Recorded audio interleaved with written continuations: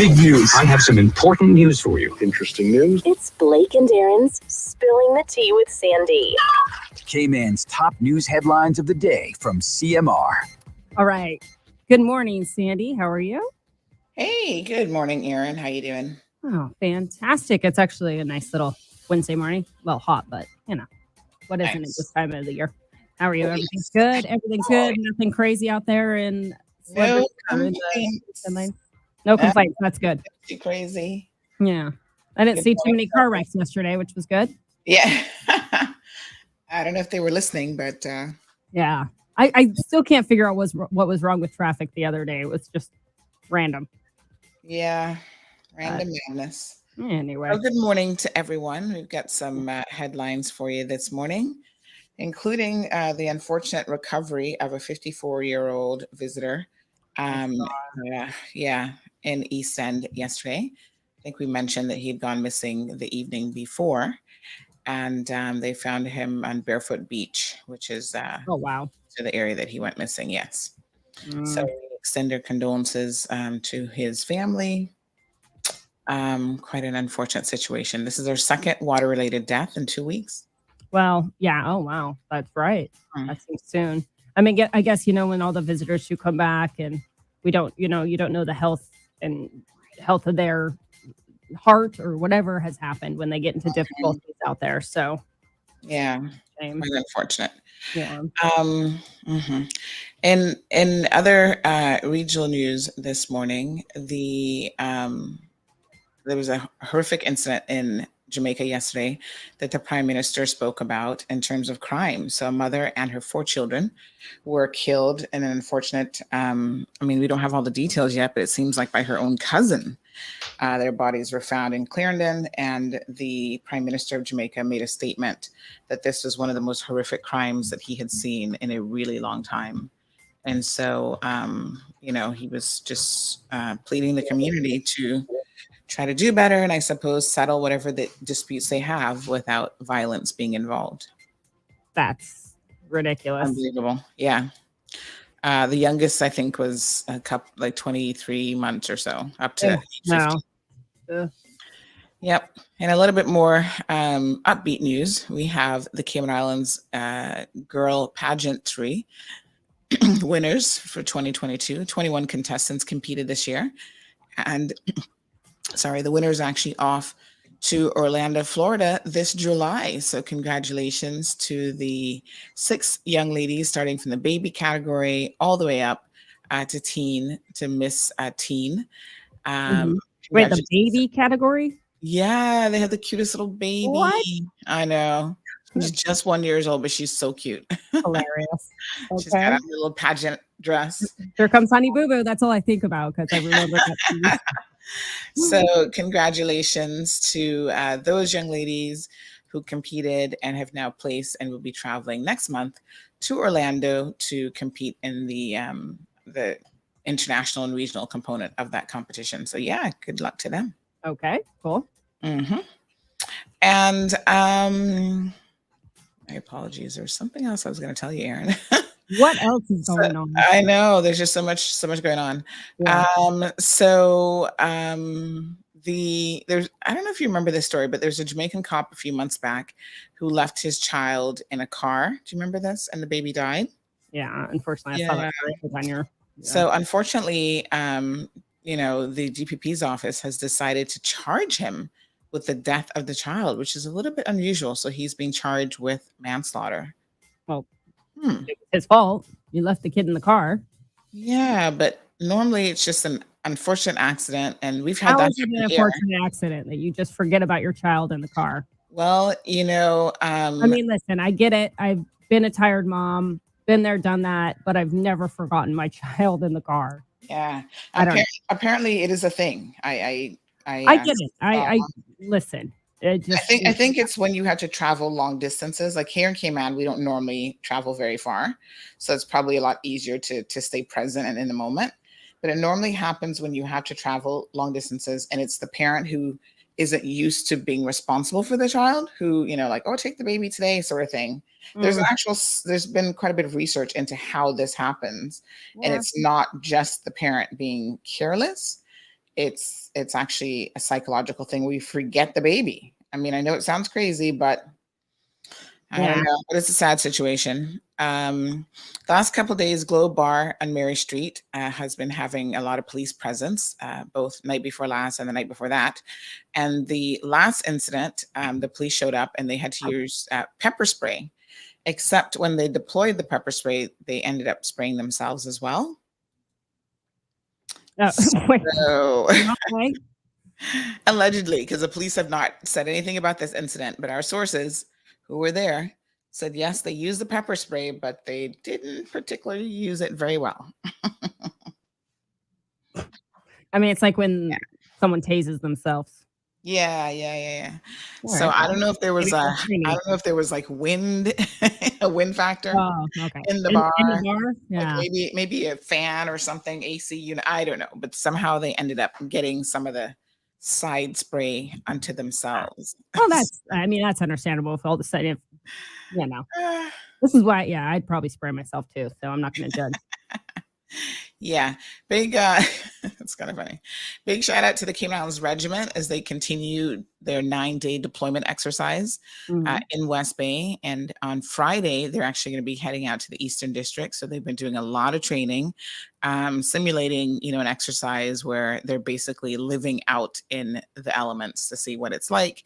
They've got their little packets of survival gear, and yeah, so we're going to actually join them on Friday morning, and then on Saturday they're having a little event as well to wrap up the 9 days. Cool. So good stuff. Those are your I mean, news headlines this morning. preparing for hurricane season. If something happens, they Yes, can be out yes, there deployed and already know how to be out there and, help everyone else before and stay outside. So cool. absolutely. All right. Those are Well, your you enjoy. Go heading over to Bobo 89.1. Yes, So head thank over you, there, Miss do the Karen. rest of your show, and I'll see you on the Thursday show already. I know, right? Where's the time going? It's summertime. I know, right? All right. Bye, Have a everybody. good one. All right, folks, it is indeed summer. We've got a few minutes left before we're going to kick off live on Bobo 89.1. So let me just play some lovely music for you by way of the national song. And then we got lots going on this morning that we'll be jumping into.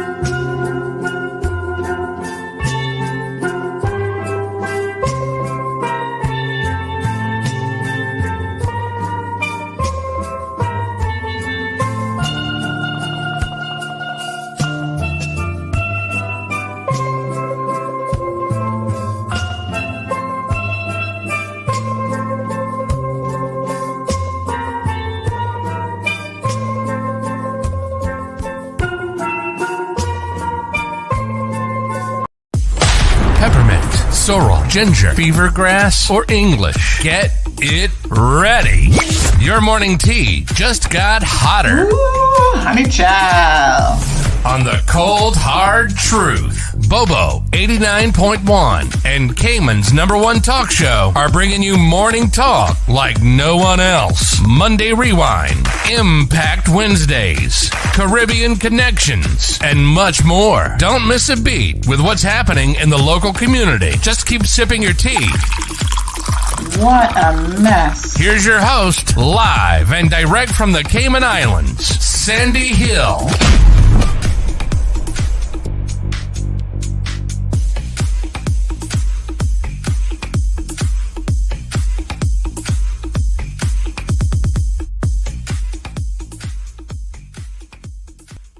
All right, folks. Good morning. My apologies. And happy Wednesday.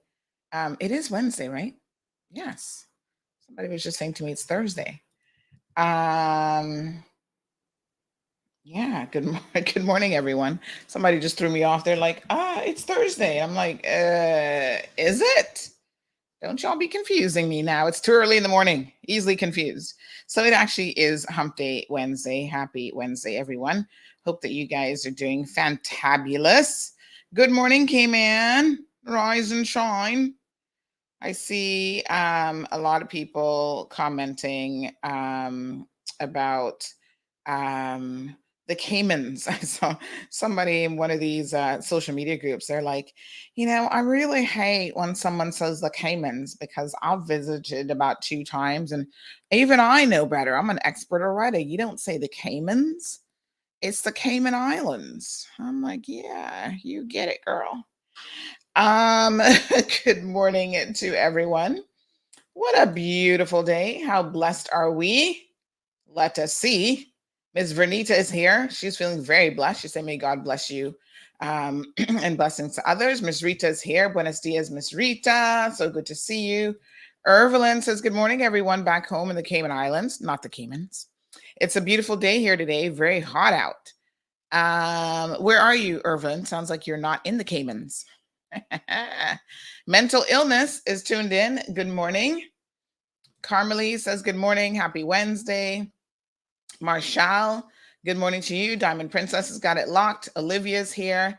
Felicia, good morning. Aliano says, good morning to all. I'm still reeling from the murder news in Jamaica. We're going to talk about that. Oh my God. Incredibly sad. Morning to Stephen. Oh, excuse me. Evelyn is in London this morning.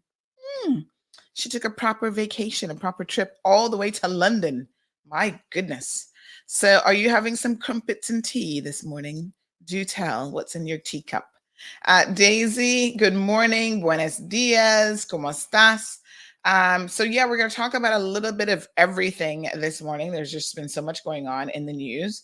So I tell you what, before we kick it off, let us go ahead and send out our news report from Misha. See what Misha had to say this morning as well.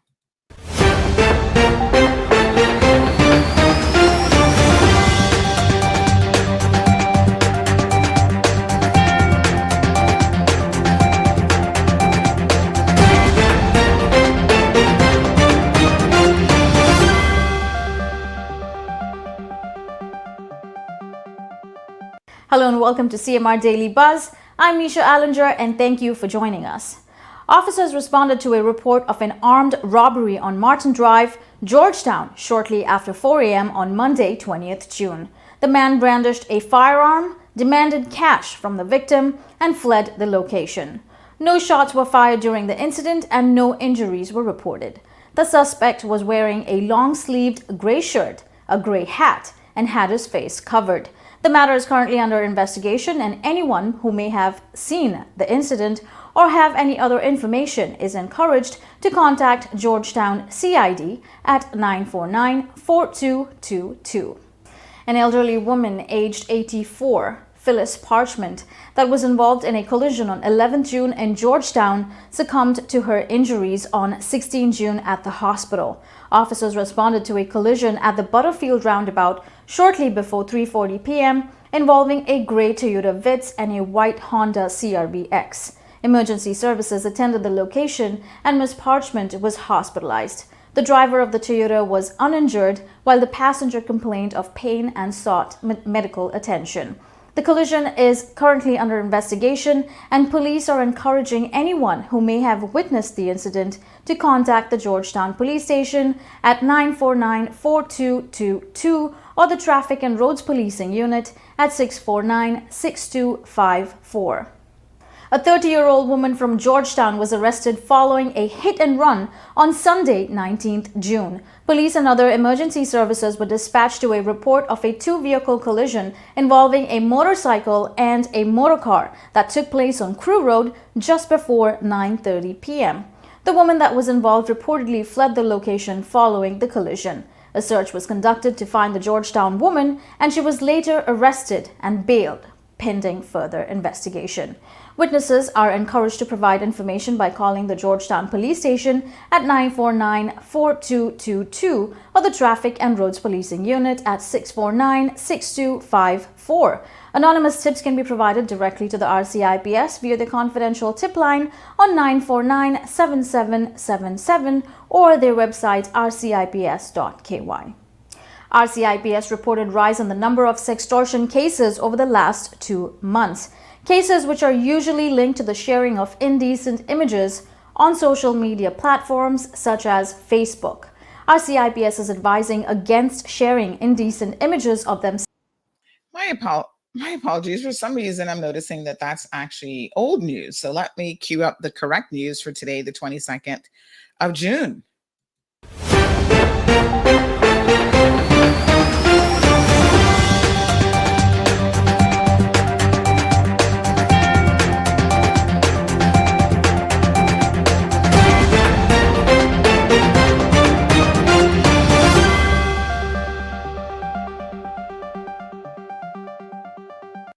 Hello and welcome to CMR Daily Buzz. I'm Misha Allinger and thank you for joining us. In less than a week, officers responded to a second report of a water-related death. A 54-year-old U.S. citizen set out to snorkel in the vicinity of the Wyndham Reef Resort off Austin Connolly Drive and was reported missing a few hours later. Cayman Islands Coast Guard vessels and the RCIPS helicopter were deployed to conduct searches of the water, land, and along the shoreline. The searches were called off just before 7 p.m. on 20th June and resumed at 5 a.m. on 21st June. Shortly before 8 a.m., the missing man was found unresponsive on the shore of the Queens Highway in East End on June 21st. Emergency services attended the location and he was subsequently pronounced deceased. The matter is under investigation. A house fire was reported early morning on 21st June in East End. Official report of the incident is yet to be released. Meanwhile, the family is seeking assistance from the members of the public and has requested a 20-foot container to store their remaining items until the home can be repaired. Congratulations to these young winners in their respective age divisions of the Cayman International Girl Pageant 2022. The pageant was held at the Harkale Theatre on May 14th. The ladies now prepare for the international competition representing the Cayman Islands in Orlando, Florida this July. To support or assist with sponsorship, contact Cayman State Director at 325-6006. Let's hear from Kevin Watler for updates on Cayman's weather. Hello Cayman, I'm Kevin Watler and this is your CMR weather update. It's brought to you by WG Charters. Sunrise at 5:48. Today a few passing clouds. It will heat up to the mid to high 80s. Winds northeast at 10 to 15 miles per hour and the sun sets at 7:06. At nighttime, winds east-northeast at 5 to 10 miles per hour and the temperature falls to the upper 70s. Today's high tide at 5:17 a.m. and low tides at 11:51 a.m. and 6:36 p.m. Looking forward, similar weather conditions are expected, and with the days being so hot, please stay hydrated and limit too much direct sun exposure if you can. CMR weather updates are brought to you by WG Charters. They offer private boat trips for a great price, so we encourage you to support them. Have a great day. Thank you, Kevin, for those updates. In regional news, police in Jamaica are processing a vicious murder scene of a 31-year-old woman and her 3 school-aged children, including a 23-month-old toddler in Clarendon, Jamaica. The police earlier named a 23-year-old Rashane Barnett as a person of interest in this case. Prime Minister Andrew Holness, addressing the Clarendon massacre, said that it is the most gruesome crime that he can recall in recent time. The matter remains under investigation. A police detective has been charged with manslaughter by Jamaica's Director of Public Prosecution. Detective Sergeant Sheldon Dobson, attached to the Black River Police Station in St. Elizabeth, reportedly forgot his 1-year-old daughter in his car in January on the station compound between the hours of 8 a.m. and 4 p.m. The infant, who was found in the vehicle unconscious, was rushed to the Black River Hospital, where she was pronounced deceased during treatment. In international news, the world's largest gambling hub, Macau, has closed most businesses after dozens of locally transmitted cases of the coronavirus were discovered over the weekend. Casinos have been allowed to remain open. However, analysts say their bottom line will still be hit as the government has urged residents not to visit entertainment venues. Macau's government relies on casinos for more than 80% of its income, with most of the population employed directly or indirectly by the casino industry. CMR is inviting businesses to sponsor a Hurricane Special Edition with host Kevin Watler. Reach out to CMR sales team today to find out more and secure your spot to promote your business on CMR platforms. For more in-depth news and headlines, please visit our website, caymanmallroad.com. Tune into the Cold Hard Truth with Sandy Hill Monday to Friday at 7:30 a.m. on Facebook, YouTube, and Radio Bobo 89.1 FM. Thank you for tuning in to CMR Daily Buzz. I'm Misha Allinger. Please do not drink and drive and stay safe. All right, folks. Thank you so much to Misha and Kevin for your daily news and weather reports. Thank you, Wee Wee, for joining us this morning. Irvlyn had a good little chuckle. Miss Bonnie is joining us from East End. Celine says, good morning, Sandy. Good morning, Cayman. Personally, I don't mind people calling us the Caymans. Yeah, that's an insult to Caymanians. Every Caymanian's like, it's not the Caymans. Like, you got to say it right. A Caymanian would never say that they don't mind that, Celine. Just FYI. Kimmy says, good morning, Sandy, and her beautiful Cayman Islands. There you go. Have a safe and blessed day. Irvlyn did the palm face. She's like, ugh, don't call it the Caymans. Good morning, Miss Sue. Good morning to the beautiful Miss Iva. How are you guys doing? Let's kick off the show. 93626 is the telephone number. That's 936-BOBO. How are you guys feeling on this beautiful Wednesday? I'm good. I feel like I went to bed like maybe half an hour early last night. And can I tell you, every little minute counts. I still wake up like 3-4 times, but every little minute counts. So I'm aiming. I was actually looking at my sleeping patterns from this watch that like monitors everything I do. And so I'm averaging 5 hours and 16 minutes of sleep, which is not enough by any stretch of the imagination. Even I know that. I think I should be pushing for at least 7 or 8 hours at my age. So I'm really going to be trying to do better. I'm not really sure what the plan is yet, but I'm thinking, you know, I'm gonna do better. But I gotta tell you that a lot of times if I go to bed too early, like if I'm in bed by 10 o'clock, I don't really end up sleeping particularly well. And I think maybe the brain just, you know, I've got to find a better way of trying to shut down my brain and just let it relax a little bit more. But yes, that's where I'm at in terms of my sleep. So I was kind of looking at some of the stats last night on this phone. I thought, 5 hours and 16 minutes, I don't think is enough. So I'm going to work on it. I think there are things that we can work on. And don't forget, I got my 50 by 50 plan where I'm supposed to be losing 50 pounds in the next year plus. And I haven't really started yet. Yeah, I keep talking about it, but that's as far as I've gotten. So anybody else have resolutions and plans that they're just not accomplishing? Tell me. Good morning to Miss Beulah. Good morning, Natasha. So let's talk about some of the things that are making headlines both here in the Cayman Islands and regionally. It broke my heart yesterday to see this story in Jamaica about this mother who, along with her 4 children, were brutally killed. And then when I heard that she was actually brutally killed by her own cousin, I thought, what the hell? Somehow that made it that much worse. To think that a family member could have done this, I don't even get it. I'm just like, why? Why would you take the life of 4 beautiful children? Like, I just don't even understand. I have to tell you that it's difficult for me to work my brain around how this happened.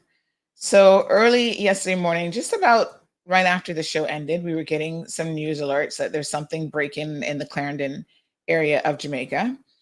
And come to find out, they discovered a mother with her 4 children, ranging in age from 15 years old all the way down to, I think the baby was 23 months. But there was something about the news report that was a little bit confusing to me, because it said that one was a year old, and then you had a 23-month-old. I'm like, that can't be right, because a year is 24 months, right?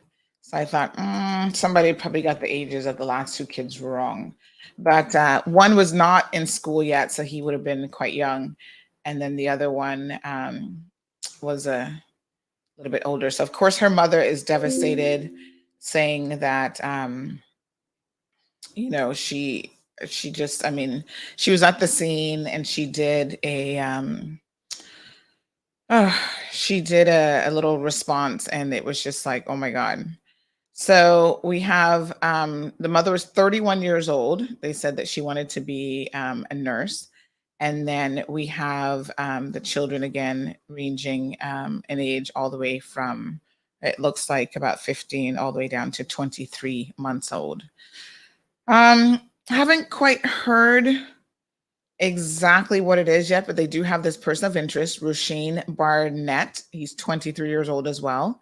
And he's been named as a person of interest in the Clarendon, what they're calling #Clarendon Massacre. And he is in police custody. And yeah, he's their cousin, and he was detained in Trelawney in Jamaica. And it was something that really, really shocked people in the community. And so I think people are trying to still put it together.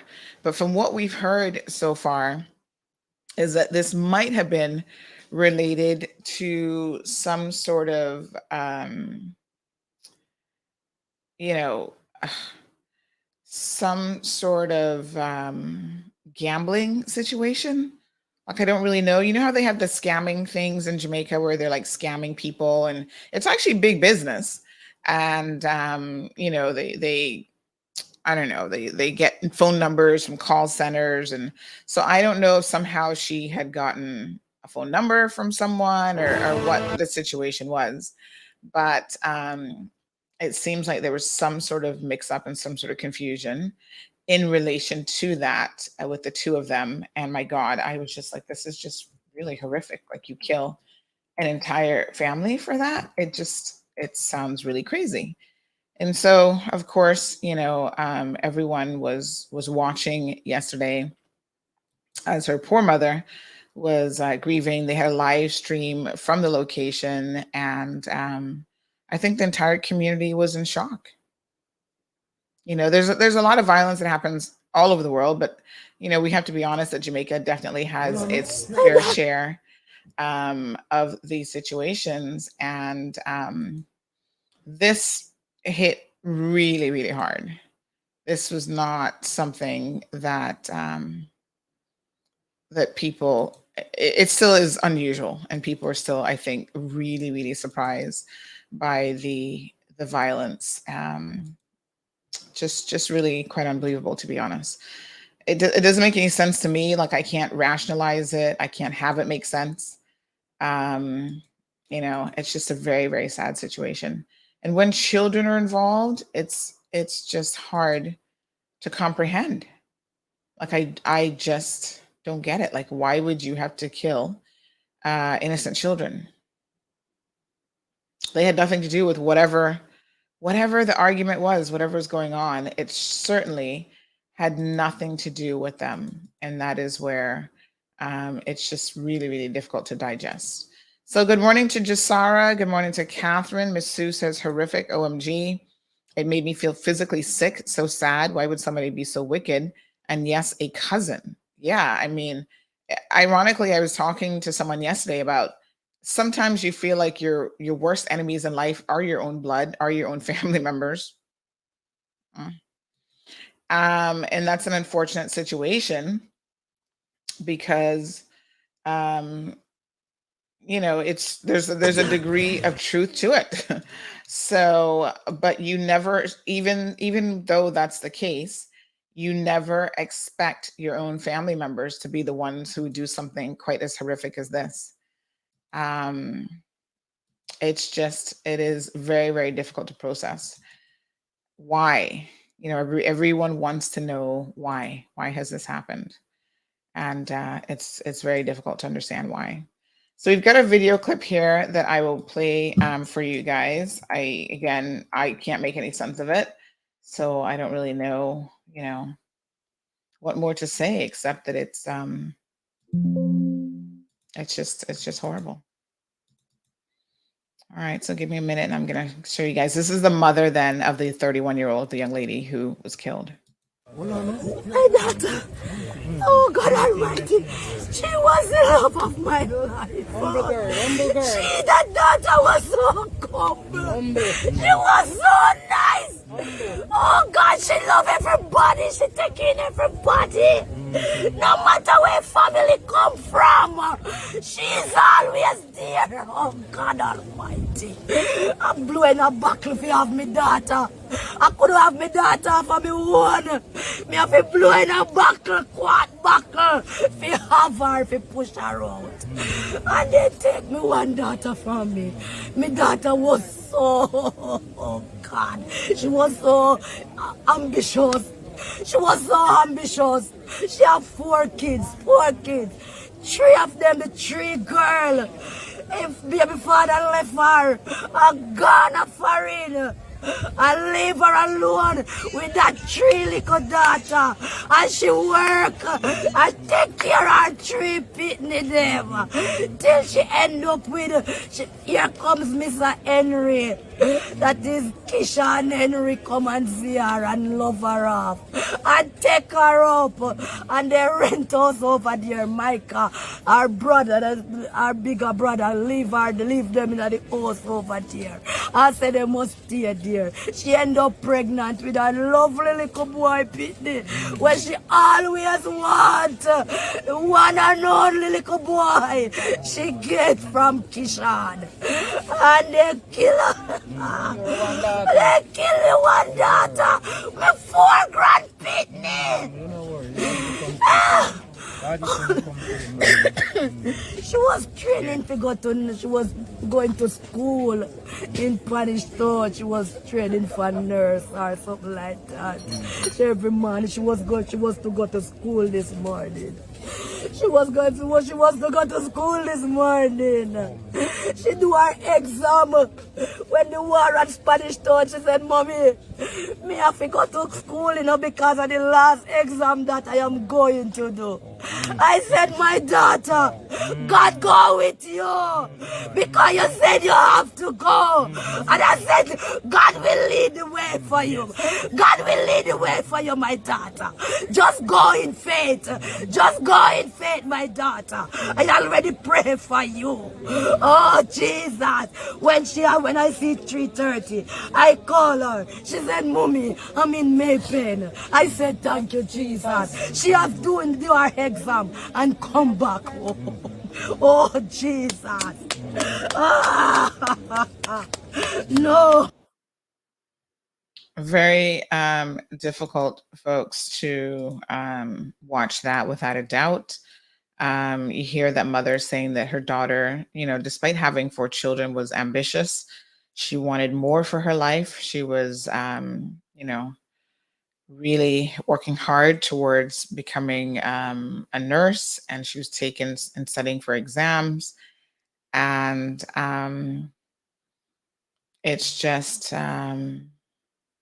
unbelievable, really, that this has happened. So all of Jamaica, I think, is in mourning because of this. The Prime Minister of Jamaica did issue a statement as well, calling this one of the most brutal things that he has heard in a very long time.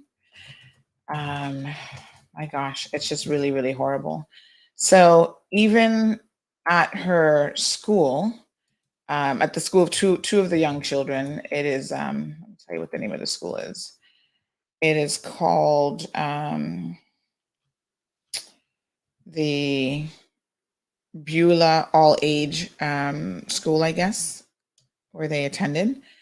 Some of the children there, this incident has triggered fainting spells among the students. So the 5-year-old and the 10-year-old, Shamari Smith and her 5-year-old sister, Kafana, attended this school, and they were two of the children, attended the Beulah All-Age School, and some of their classmates and others were just fainting away after they heard the news of what happened early Tuesday morning at their Cocoa Peace home in what they say is normally a quiet community of Chapelton, Clarendon. So very, very unbelievable.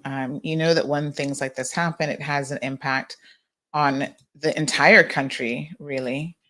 And so, you know, a direct impact has been the other children in that school. So, like I said, the Prime Minister did issue a statement in reference to this as well. And he said that he was devastated to learn of the gruesome killing of Kamisha Wright and her 4 children in Clarendon. And he wanted to assure the public that this type of violence will not go without response and action from the government, and that the murder represents an attack on our civility and our sensibility and an attack on our nation. And he has been given assurance from the Minister of National Security and the Commissioner of Police that all resources have been put in place to catch the perpetrator and bring him to justice. So it didn't seem to take very long for that to happen. They had him in custody, it seems like shortly after. So there was an actual press release that came out of the Prime Minister's office as well in relation to this. So the 4 children are Kamani Smith, 15-year-old girl, Shamari Smith, a 10-year-old, and Kafana Smith, a 5-year-old.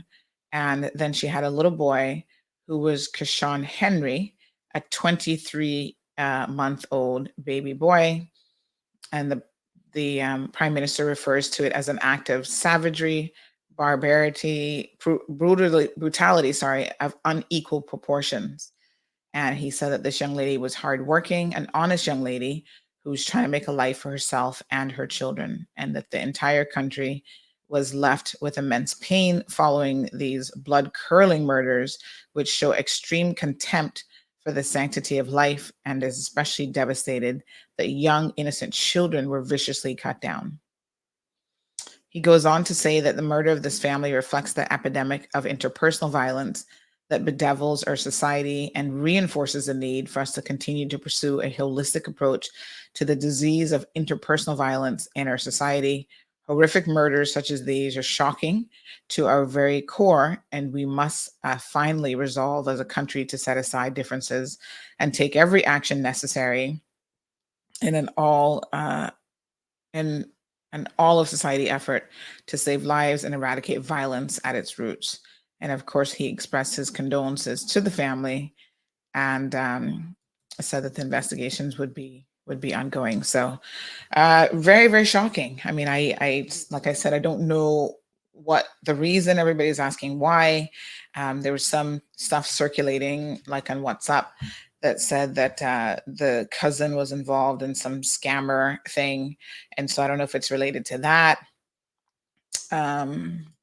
So I think we'll have to wait until more details come out.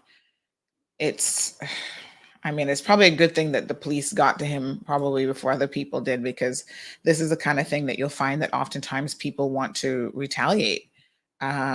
So it's just really, really senseless.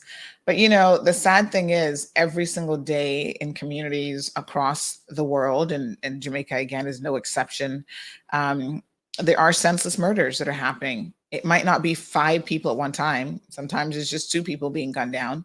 And I think as people who watch the news and make observations, or who even live in these communities, we oftentimes make excuses for a lot of the violence that we see happening in our communities.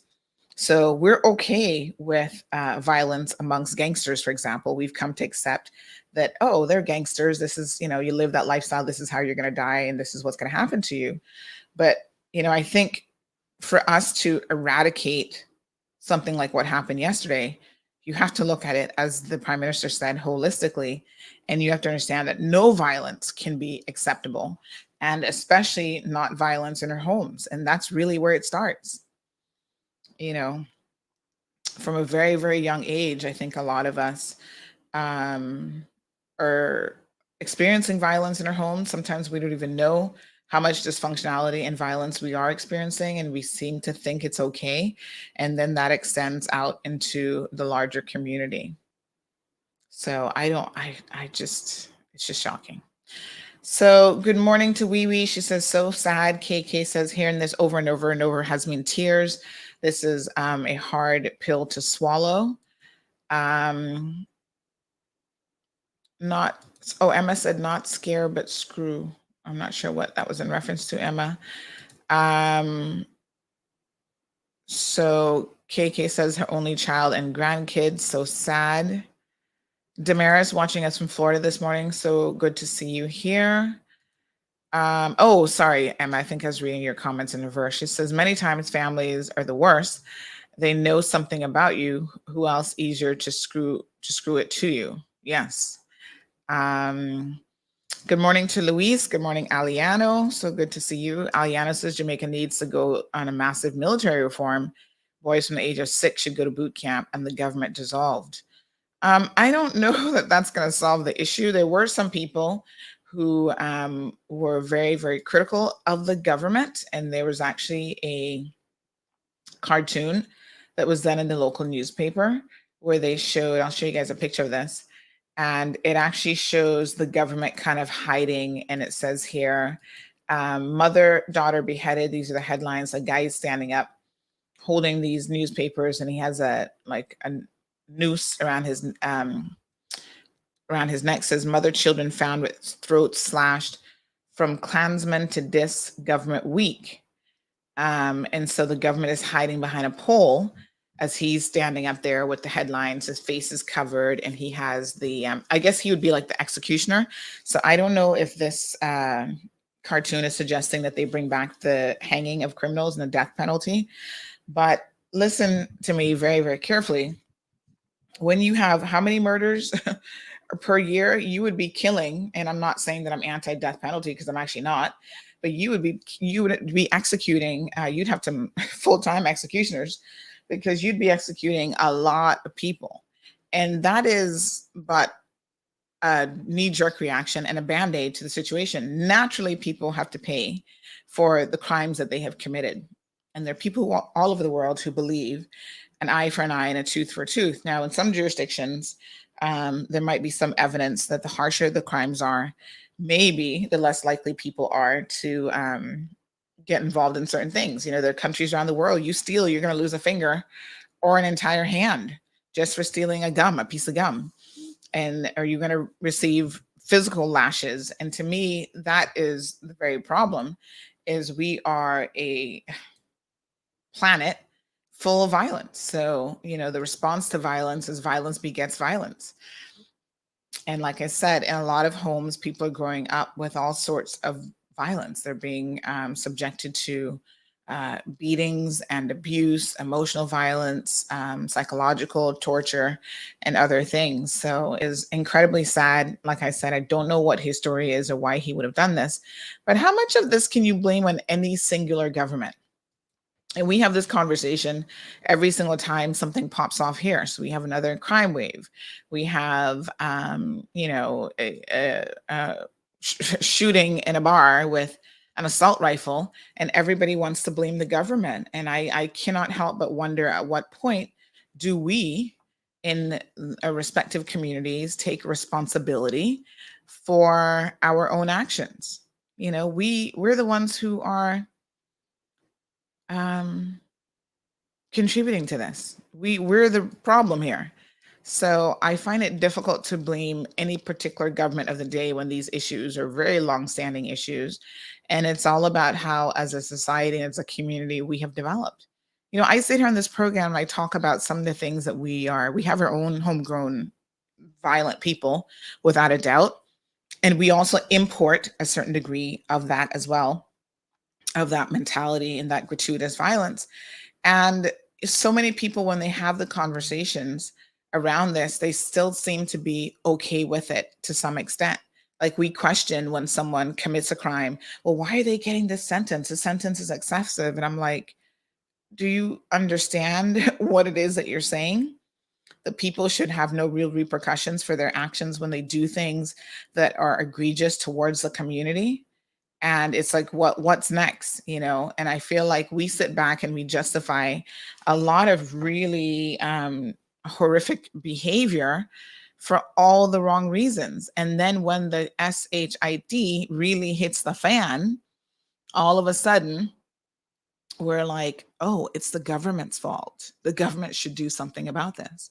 How about if we all took the approach that we should each individually do something about this? You know, I was having a number of conversations with people yesterday, because after the program yesterday, I was getting a lot of comments in relation to, you know, some of the topics in the program. And someone was saying to me, it's such an unfortunate situation that when people commit crimes and they're removed from their families, ultimately it's the children that suffer, which we know that to be the absolute truth. And there's a lot of times very little support that will be put in place to support those children during the incarceration of a parent. Certainly it depends on the caliber parent that you're talking about, because in my opinion, some parents are better off not having any children, and they're better off not with their children. And the children are definitely better off if they can find a stable environment. And so we were kind of having this discussion about what that looks like, and, you know, what sort of environments people are able to support. And it's unfortunate that people are ill-equipped sometimes to be single parents. So if something happens to your spouse, you just don't even know, you know, where to turn to. If they get sent off to jail, and you were not expecting that to happen, you put nothing in place. You've alienated yourself from your own family for years. And that has to be a very, very difficult situation. And that's some of what's happening right here in the Cayman Islands as we speak. You know, and what happens to those children? They're going to start to fall through the cracks, and you're going to start to see additional issues already that have been developing in their lives start to be exasperated even more. And so it's really very, very sad. And I said to, you know, one of the individuals that I was having this conversation with yesterday, I said, you know, at some point I tune out a lot of, like, once I get off the air, I try to tune out a lot of the chatter that's happening, because my primary job is that of a parent. I have one child. So I don't have, and this is exactly how I see it, I'm going to be straight with y'all. I don't have 4 chances to get this right, right? So some people feel like, oh, I can screw up one child because I got 4 others, or I got 3. So if I screw up with the first one, then I can try to see how I can deal with the last 2, whatever. I'm like, no, I mean, that philosophy for me doesn't work in any event, but I've got one shot at this. And so for me, it is very, very, very important to do my best by my own daughter, and just to ensure that some of the mistakes that, you know, I have even been a product of are not repeated to the next generation. And that takes a concerted effort. It's not easy. No one's here to tell you that life is easy, and that making a change perhaps from what you grew up with and what you were exposed to is going to be an easy thing to do. But until we start to change our mentality and we start to do these things, how much better will our communities get? They will continue to be plagued by gratuitous and senseless violence. Right? That's why I get on this show all the time and I talk from my heart about what is happening to our children in particular. Because you can't fix a damaged child. I don't know, you know, you can put them in therapy, and, you know, I guess therapy helps. But it's like the proverbial glass. Once it's broken, depending on how many pieces it's broken into, you can try to tape it back together. And sometimes you can tape it back together, but those cracks are still always there. Right? The glass might be functional. You might be able to pour water in it and it can still hold water, but the cracks are still there. And there are times when the cracks will manifest themselves in different ways. So sometimes it manifests itself in, you know, relationships as children get older. You know, sometimes it will manifest itself in their school performance, their ability to, you know, do well academically. and other things. We have to, as a community, see the necessity to protect our children at all cost. And not just protect your children, but nurture them and help them grow up in functional homes, and by extension, functional communities. Right? So functional schools where they're not subjected to bullying on a daily and regular basis. Starts in the home, giving them a lot of love. It's not about punishment and beating your children and keeping them under this rule of thumb. It's like, children who know that they are safe and somebody loves them, somebody cares about them, I think is so incredibly important. So I had my daughter's school session, parent teacher session yesterday, because now she's transitioning. She's going to be 6 in August already. Can you believe it? And so now she's going to be transitioning to big school. So she moves on. And, her teachers were saying how much she's developed over the past couple of years that she's been at this particular school. And she's been with them. And they were saying, she's got such an imagination and she's such a pleasure to work with and a great personality. And even when she's doing her schoolwork, if she doesn't understand something, she's finally like asking questions and speaking out in her little personality, because she's actually quite reserved in a lot of ways. And so, she's starting to come out of her shell a little bit. And she had a friend at the school who was kind of like her BFF.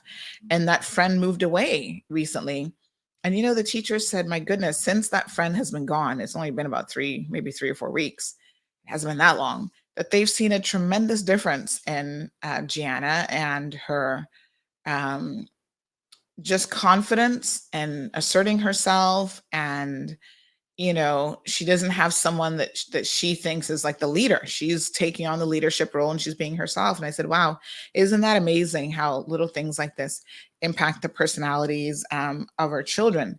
But, we have to be committed, folks, to raising children in our homes and in communities that give them every opportunity in life to try to be the best that they can be. Whatever sacrifices you have to make as a parent, then you got to do that. Selvin says your initial suggestion is sound and can have positive social impact. Good morning to John. Miss Debbie says, I'm a Caymanian. The Caymanians do not like our country being referred to as the Caymans. Marshall, thank you so much. He says he's happy that he caught the culprit and he hopes he rots and burns in hell. And I have to wonder what happened to him that would even make him capable of cutting the throats of 5 people. Like, how do you do that? Like, I don't even know how physically you could muster the courage to do something like that. Louise says it looks like a lot of mad men live in Jamaica. They're demon possessed.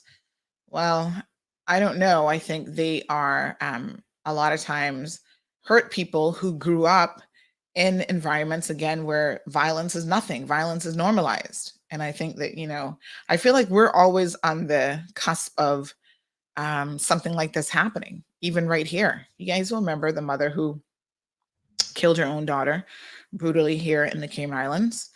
There were issues with that woman. She's married to a police officer that were ignored. It's like the father who buried his own child and brought down. Once again, there were issues emerging and people were ignoring them. So a lot of times there are warning signs that something is wrong. And as a community, for whatever reason, we turn a blind eye to it. Remember that young man? I can't remember his name. He was actually out this weekend fighting in the streets, and somebody had a was it a machete at him or something? But somebody had some weapon at him, and they sent me the videos. This young man, the last time the police took him into custody was after he had done a video talking about how he has sexually assaulted women, and I, was really, really shocked by that. And apparently the police at the time said that they didn't think there was anything wrong with it because they didn't believe that he had actually committed those offenses, and that they were pretty much happy for him to stay on the street, admitting that something mentally might be wrong with him, but it wasn't a case where they thought he was a danger to anyone. Well, eventually he continued on and on with his shenanigans, and they ended up arresting him. Well, he's out and about, folks. He's back out in the streets. And in fact, like I said, just this weekend, someone sent some video footage of him where someone was trying to fend him off because I guess he fancies himself a boxer. I'm not really sure. But someone was trying to fend him off with some sort of a rake or something. And this was happening in the streets of the Cayman Islands.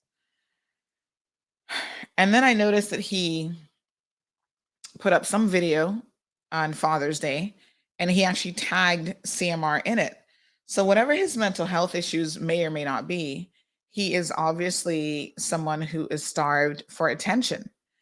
And so sometimes the best thing we can do is not give people like that any attention at all. It's like every single time somebody in the US now, is involved in a mass murder, you notice more and more the media are barely even naming the individual. They used to name them and obsess over them for 2-3 weeks worth of coverage, where they went on and on and on about who this individual is and dissecting their whole history. Now they try to make it less about the perpetrators and more about the victims. And because what they were recognizing is that a lot of these perpetrators are purposely out there engaging in this behavior because they want their 15 minutes of glory. Even if they go down in a ball of gunshots or whatever, they still want to go down in the history books as someone who killed more than the last nutcase, sort of a situation. And that is incredibly unfortunate. So I noticed that he tagged us in his latest video. And so I've actually blocked him from our platform because we're not going to give him even 30 seconds of fame. We're just not interested. If you need psychological help, young man, you go and you get it. But going on social media, which is something he appears to enjoy doing, and getting a lot of attention, a lot of commentary, is something that we're not gonna engage in. Irvin says, most definitely bring back the noose. Debbie says, just when I thought crime in Jamaica could not get any worse, and now this, innocent children butchered, unbelievable. Yeah. You know what is so crazy as well is there was another, I forget which island that was. There was another incident with a young lady, I think she might have been like 12 years old, that was kidnapped. And I don't even know that they found her yet, but over the weekend, they arrested the guy involved in it. He went into her home and kidnapped her. This is the Caribbean, folks. Yesterday, the Jamaican military stopped a guy who had a 13-year-old that he had taken from her home, I guess, or wherever. And he was arrested and charged with multiple counts of sexual assault and rape and kidnapping. It's just crazy. Miss Bonnie says, government is not to blame for the unrest in this world. It's the people turning from God until the world, but God, head of lives, it will not stop. Satan is roaming the world all over. Well, I mean, the truth of the matter is, violence has been part of our societies for a really, really long time. From the dawn of man, really. And I don't feel like it necessarily gets any better. So at what point, was God playing a pivotal role in any of this? At what point have people been God-fearing? Because if you believe the Bible from day one, what happened with, Sodom and Gomorrah? People have just been crazy from the onset. So where does God fit into, where does God actually fit into any degree of sanity in this situation? I can't answer that question, because when I look around, the countries that have the most churches and that people go to church the most, such as the Cayman Islands, by the way, have some of the most ridiculous amounts of crime. There's a church on every corner in this country, just like there's a church on every corner in Jamaica as well. And yet, here we are talking about how the crime is, and the crime is in the churches as well. So I don't know. Flashpoint says Singapore seems to be a success story. How did they do it? What do their laws say about the death penalty? And again, you can't ever look at a situation like violence and think that how you respond to it is the singular answer. I mean, the Singapore sort of model is really, really interesting, but they're not the only ones in the world that have low crime. And we talk about Singapore because we say, oh, they believe in chopping off your finger or plucking out your eye if you look at somebody wrong. So in 2021, they had 847 crimes per 100,000 inhabitants. And they said this is still positively minuscule compared to the West, where this figure is a few times higher in a vast majority of countries. Nevertheless, it marked an increase from 2013 and 2020. So crime in Singapore shot up by 30% in 2021 and 50% since 2013. So when we say that the Singapore model is working, we have to make sure that we're talking about it in true context of what's happening. So their crime is an increase 50% since 2013 and 30% since 2021. Or my apologies, it went up 30% in 2021. So how well is it working?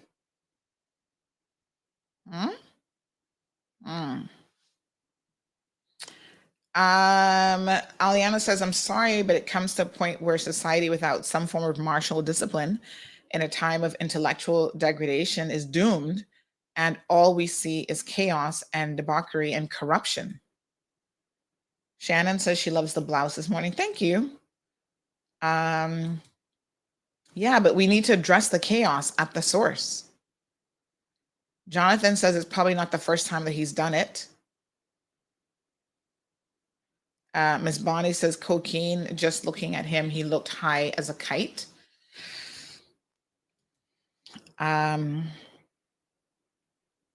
Sue says maybe there's some sort of mental drugs involved.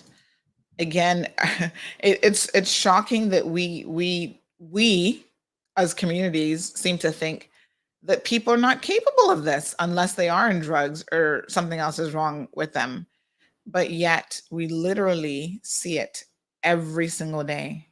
It's so interesting how we really look at these things. We think people have to be crazy to do these things. And I'm not saying that I wouldn't use the word crazy, but are they clinically crazy? I don't really know about that part of it. So yeah.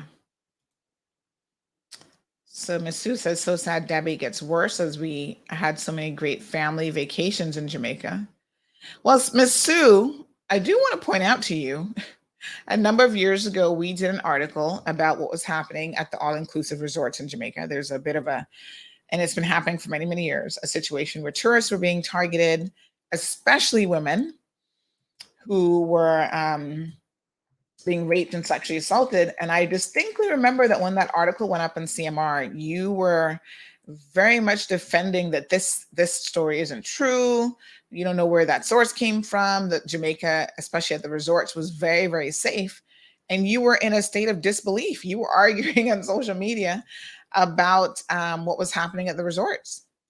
And the authorities, especially the foreign authorities, were saying, this is something that we know isn't fully being disclosed, that in fact, a lot of, I'm going to get this video here for you guys to see, but a lot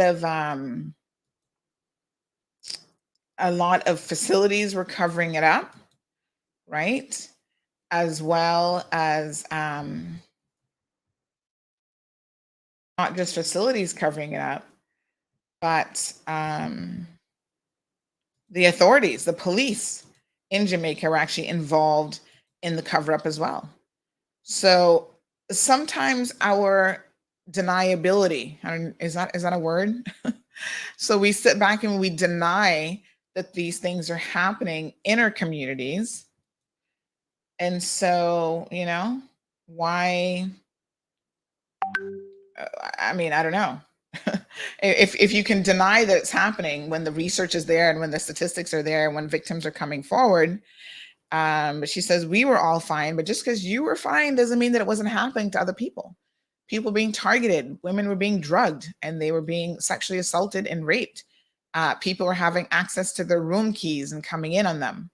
So these are the facts, and a lot of times we do not want to accept the facts, and by the time you accept it, it has gone so far left.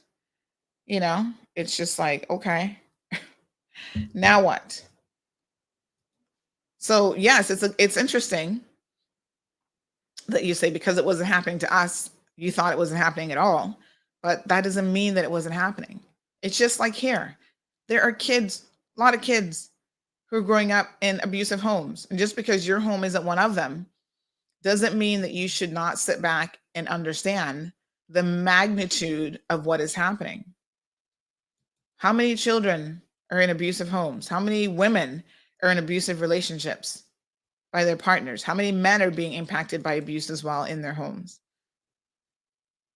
So our perspective can't stop at our noses just because we say, oh, well, this isn't happening to me, so this can't really be what's happening. That's why it's important to have statistical information about what's happening in our community as it relates to crime and other things, because we don't ever then get a true appreciation of exactly what the situation is. A lot of people live in denial. It's easy to live in denial, and they say, the saying, ignorance is bliss. I get it. You just walk around, pretend like nothing's going on. And that hey, if nothing's going on in your world, you're like, nothing's going on around me, I'm good with it. You got to have a dose of the cold hard truth.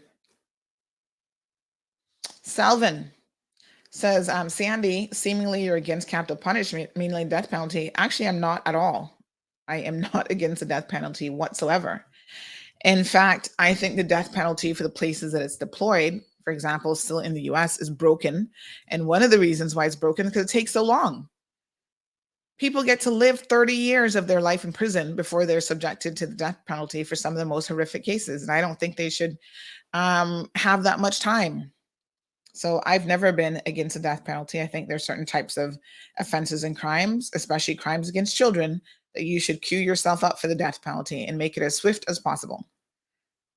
Once there's no qualms about the person's guilt or innocence, I'm pro death penalty. I have no issues with the death penalty at all. What I'm saying to you is, despite my personal opinion about the death penalty, logically, I recognize that that is a Band-Aid on the situation.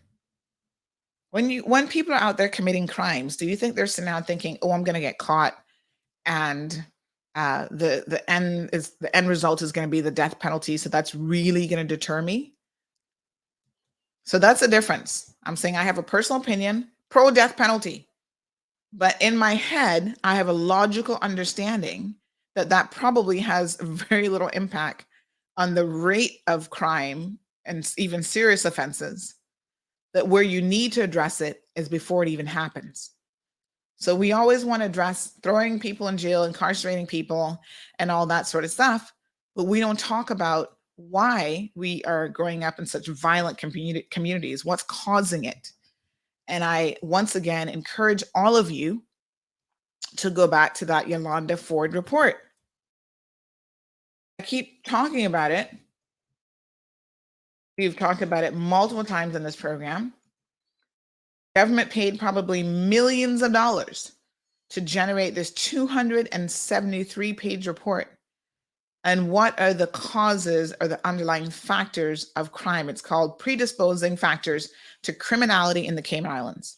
So every single time you think that you have a solution or you understand criminality in the context of the Cayman Islands, the question I would put to you is, have you read this report? There was a lot of time put into this report. Like I said, government paid a pretty penny to have the research conducted. And the conclusions, right, that they came to, which they talked about very early on, Mhm. Major crime, bank robberies, heinous murders. See what it says here? There's public outcry about the horror of the incident, which is what we're doing right now, but comparatively, very little attention is paid to the underlying determinants of criminal behavior. And this is exactly what I'm saying. They're saying it in nice fancy words. I'll read what this report says. But this is what I'm saying to you. We're talking about the death penalty. We're talking about incarcerating people. I'm like, fine, I understand that conversation. But I don't understand how we're not talking about how we create murderers, how we create bank robbers who are women and who are mothers. Not bank robbers, but armed robbers, right? Here's what the report says. Crime does not commit itself. Behind every criminal act is a person. So what are the factors that predispose a person to criminal involvement?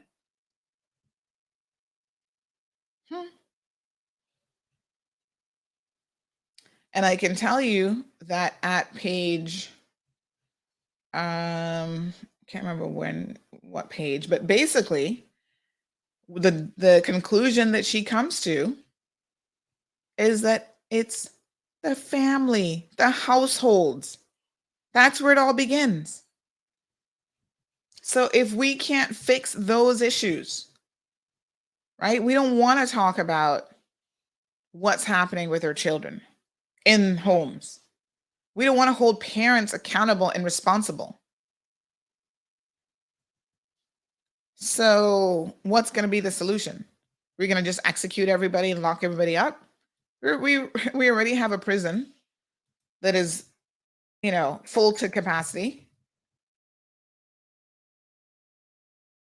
Poor parenting skills, parenting separation and absence, parental rejection, domestic conflicts and violence, child abuse, alcohol abuse in families, drug abuse, criminality amongst family members. Teachers can tell you that they see children in second grade, and by second grade, they can already tell you as a teacher, because they see them more maybe than some of their own parents, that this child is going to become a criminal. This child is going to end up in Northwood or Fairbanks. Dysfunctionality in the family and poor socialization, the lack of moral sensibilities, relative deprivation coupled with heightened materialistic expectations. That is the core. Low educational attainment. So when we talk about not accepting the fact that, what's the latest report? 50% of our school kids are coming out of schools not being properly equipped and prepared. That's unacceptable. We need to have that conversation because that's tied into part of the problem.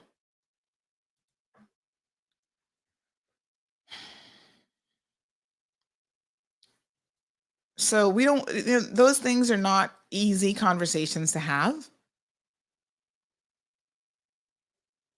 And the more we ignore it, the more the problem grows. And we're sitting here saying that God is going to fix it for us. I hate to tell y'all, but He's not coming down here to fix nothing. We have created the situations, and they have not just created themselves overnight. And I want to be very, very clear about this, because I often hear, especially the older heads in Cayman, oh, these young people, they're not no good, they're this and that. Well, let me be very clear. Our people have not been any good for a very long time. Look at your parents and your grandparents who want to castigate the younger generation for being no good and causing all kind of havoc. And you know that back in the day, there was so much stuff going on that was just swept under the rug. That's why some of y'all were having children and sexual relations with your sister's husbands and boyfriends. And we got people right here in Cayman who are double cousins on both sides of the family. How do you think something like that happens? Incest. Men beating women practically in public, and nothing was done about it. These are not things that just happen today. They've been going on for many generations, and we want to cover it up. You know, some of the most egregious things that have happened in this community. I remember years ago when there was that Webster guy. I always think of him because he's so freaking creepy. When I see him in the grocery store and he's walking around, no cart in his hand, just walking around looking at people.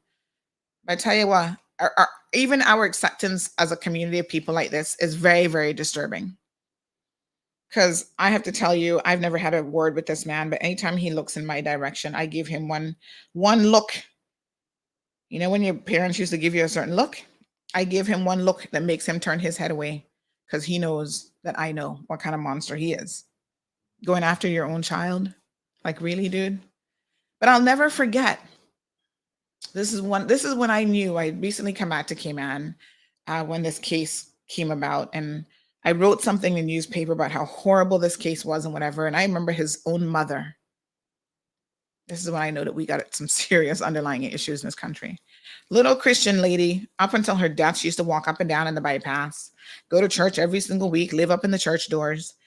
And I remember her writing something in the paper about, oh, let him without sin, let the first one without sin throw a rock at my son. I said, you know, in some places in the world, we'd be throwing rocks at both of you.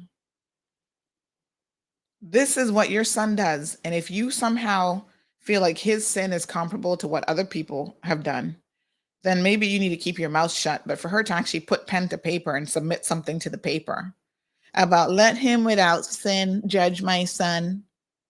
I got to tell you, every single time I would see her, and it was often because I lived in Newlands, every morning she'd go walking with her little stick and her skirt all the way down to her knees, to her ankles. And I would pass her on the bypass, and all I could do is shake my head. And I said, this is an example of what is wrong with this community. The cover-up that we are involved in. Your son has done a horrific thing to your own granddaughter. And by the way, living in your house while it was happening. And there were allegations that she fully knew what was happening because she would be hearing the poor child cry. I'm like, really? And then you have the audacity to talk about let him without sin throw the first stone? It's that type of thinking, folks. That is the problem. You know, I come from dysfunctionality, so I'm not here judging people. I'm here from a position of fully understanding when they talk about all of these things. I get it because this is part of my personal story and us as Caymanians, part of our collective stories. But I also know that the possibility of someone turning themselves around, it's not impossible. It can happen. And it starts by addressing every single one of these elements, the household. So I was fortunate enough to be removed somewhat early on at the age of 9 from a dysfunctional household. That's the only thing that has saved me. Otherwise, I would be sitting in jail next to all the other armed robbers. And the environment that I went into was much more stable. It was one that prioritized high educational achievements and personal achievements. And that helped me to change the path of my entire life.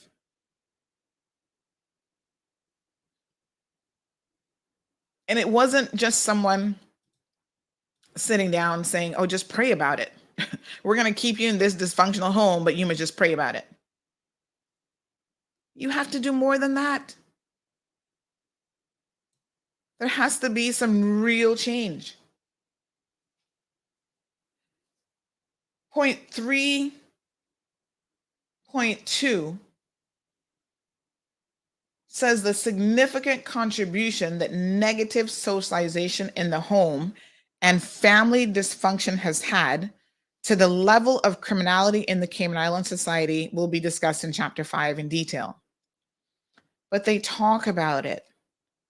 being the single most important thing, the family, the household. That's where it begins. And so if we know that the problem begins there, why is more of the discourse not around how to solve the problem where it begins? Why are we talking about the death penalty? Why are we talking about incarceration as though those are the only solutions to what our problem is?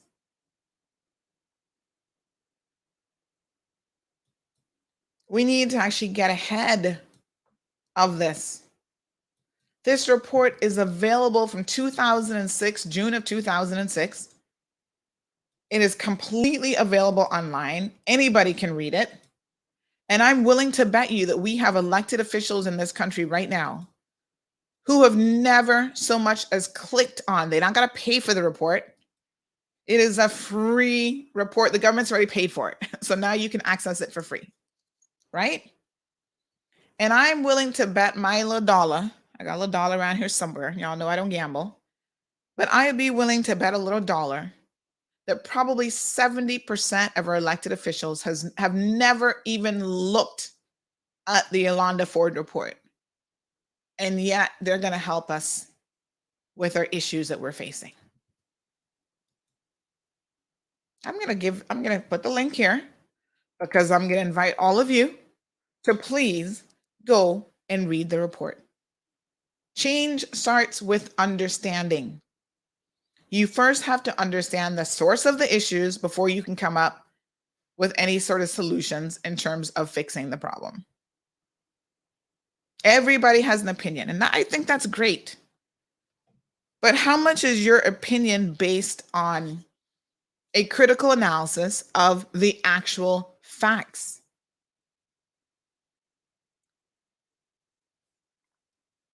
Well, you don't even have to do the work. The government has paid somebody else to do it. It's all here. So why aren't we having a look at this report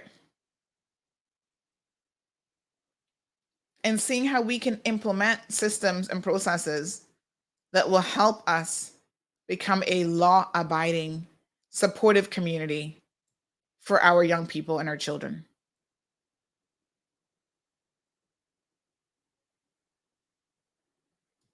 Families, it says at 5.1, are one of the strongest socializing forces in life. Parents, as heads of those households, have a tremendous responsibility to inculcate in their children from birth the norms and values they wish for them to possess. Parents are to be loving, attentive, accepting of their children, and play a pivotal role during the critical years of their development. At the same time, parents have the responsibility to guide and direct their children in pro-social behaviors, offer consistent discipline, and impact a wide range of positive principles for living. During those most impressionable years, parents are duty-bound to teach their children honesty, the ability to delay gratification, and to control unacceptable behavior, respect for others, and respect for the rights and property of others. A lot of times that didn't happen. And it may not have happened for a number of different reasons. Could be that your parents had 7, 8 children, and let's be honest, they just didn't have the time. They were out there working 3, 4 jobs trying to put food on the table. Or they had 7, 8 children, they had a drug addiction issue, or they were out in the streets partying every single weekend. So who would have been teaching the children these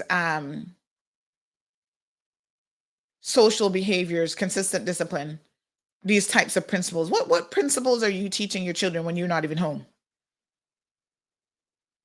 And it's not just what you say to children. It is the life that you live, the example that you live for your children. So I know parents who every single Sunday, they pack up the whole bunch load of children, dress them up, and take them to church. And they think, oh yes, they're going to learn to respect people because I take them to church. Meanwhile, in your homes, You have discussions and discourse with one another that demonstrates that you have no respect for each other. You curse each other out, right? You beat up on people. They see you lying and cheating. They see you abusing NAU to get money. They see you marrying people for marriages of convenience. How does all of that translate to a child that, oh, these are the things in life that you should be doing just because I'm taking you to church on a Sunday? Andrea says most sexual assaults back in the day are covered up by the grandparents and parents because they didn't want to tarnish their names. And Andrea, not just back in the day, right now, it is still happening.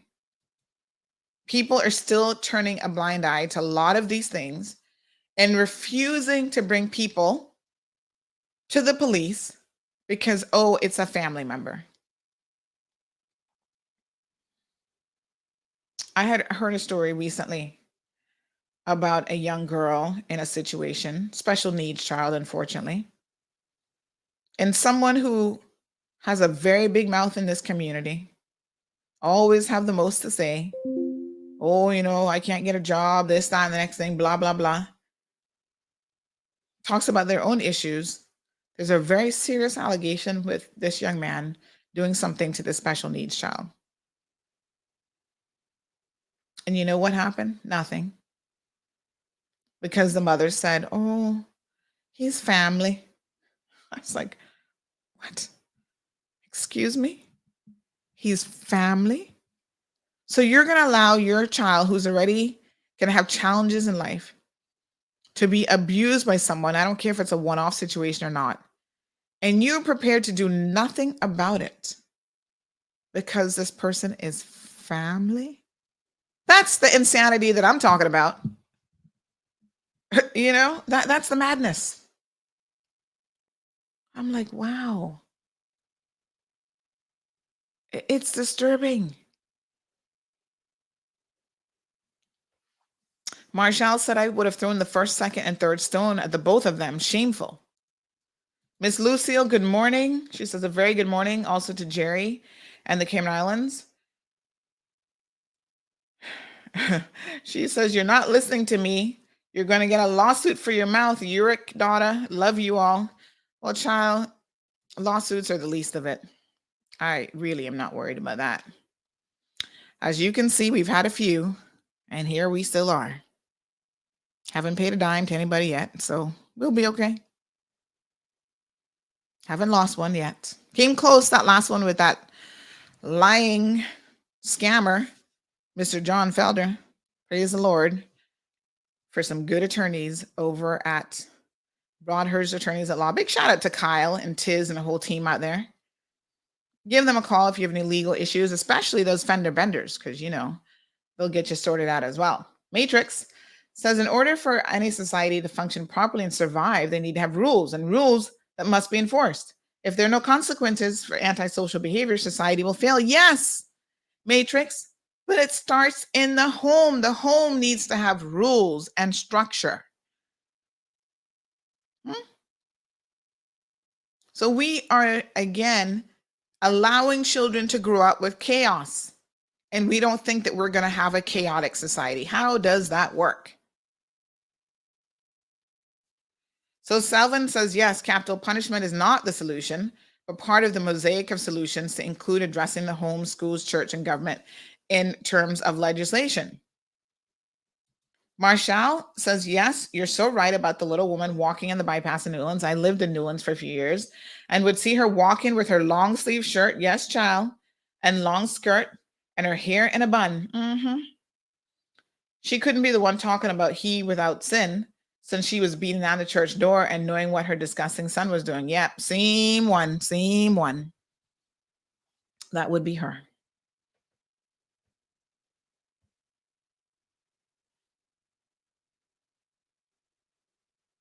So Aliano says, yes, Miss Sandra, I got my tushy torn out from the floor, and yet here I am. I'm saying this much. The new generation issue can't be solved with a soft hand.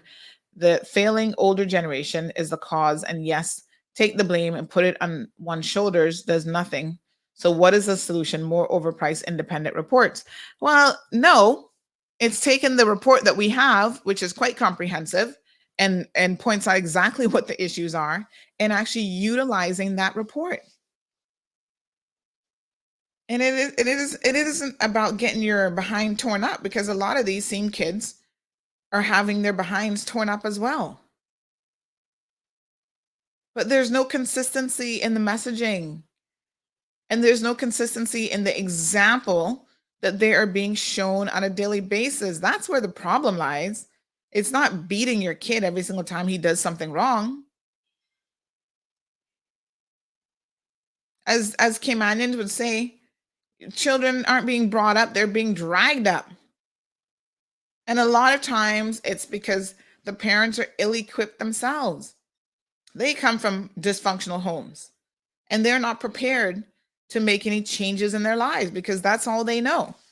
And I think that's where the government needs to step in with more courses on parenting and helping households to turn that whole dysfunctionality around.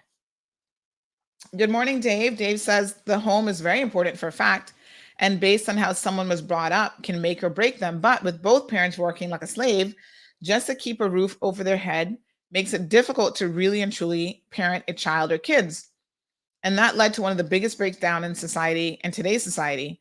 The system is rigged, and the poor always get the blame when rent don't have to take it literally 70% of a family's income, and they don't.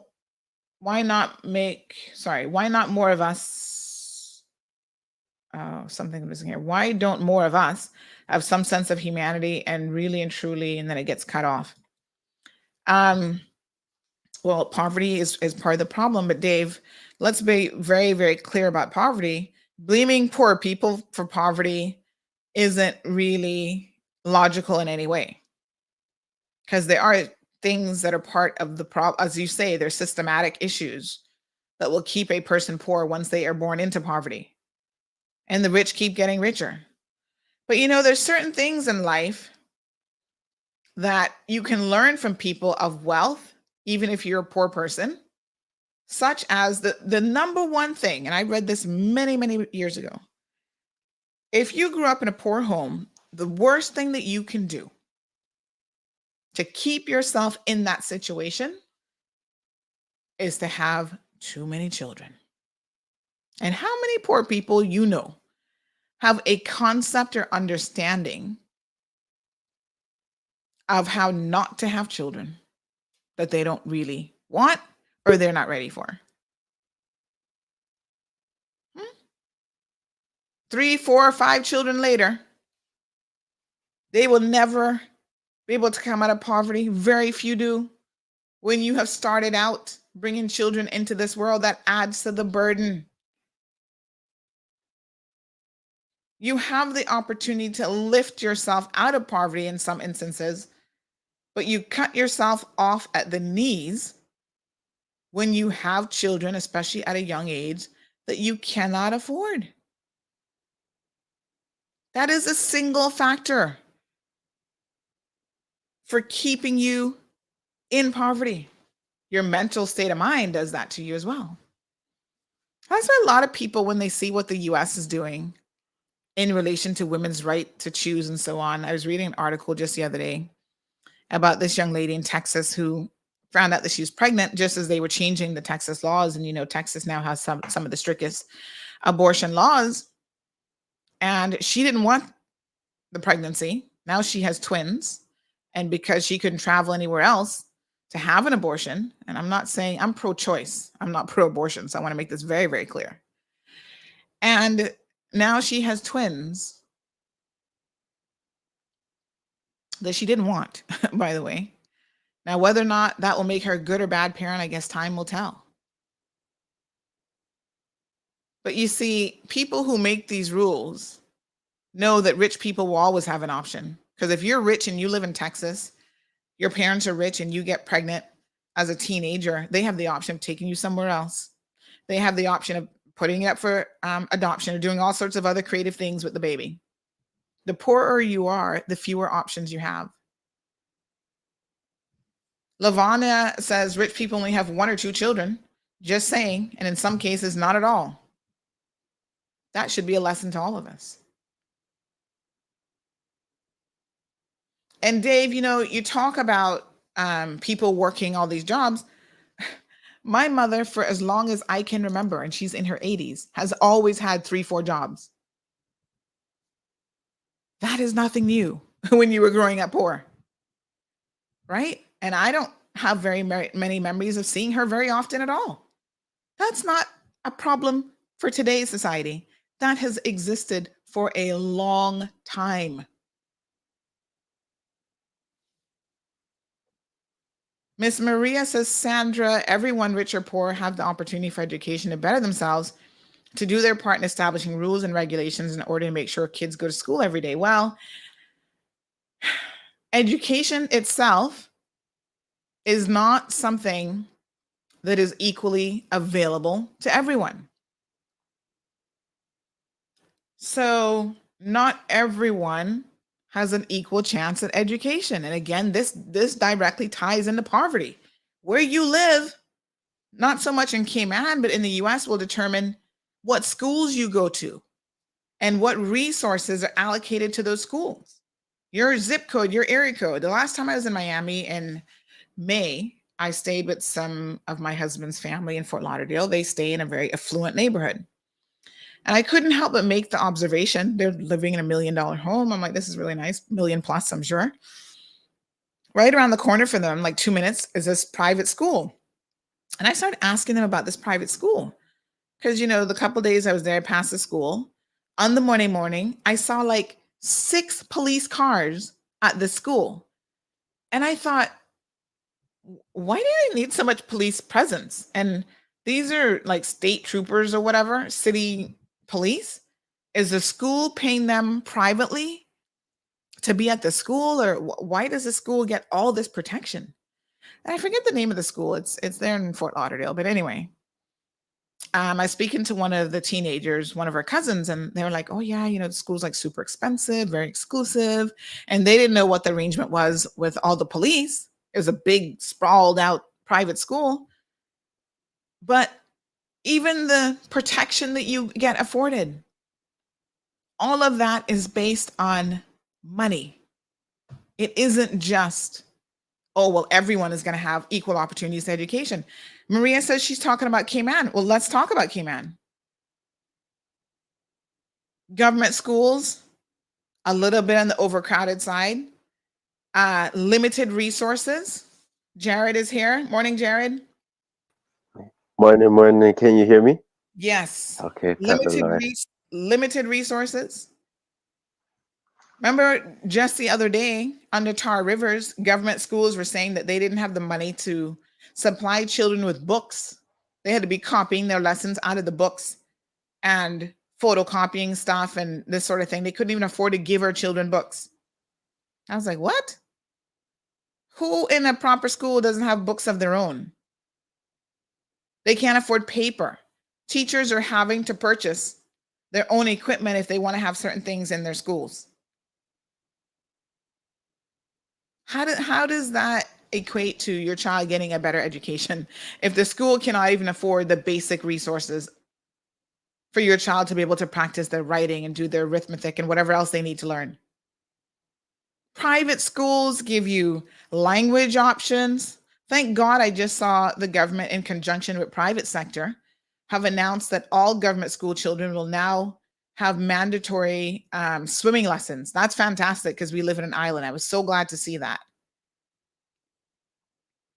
And oftentimes it takes a partnership between public sector and private sector to make this happen.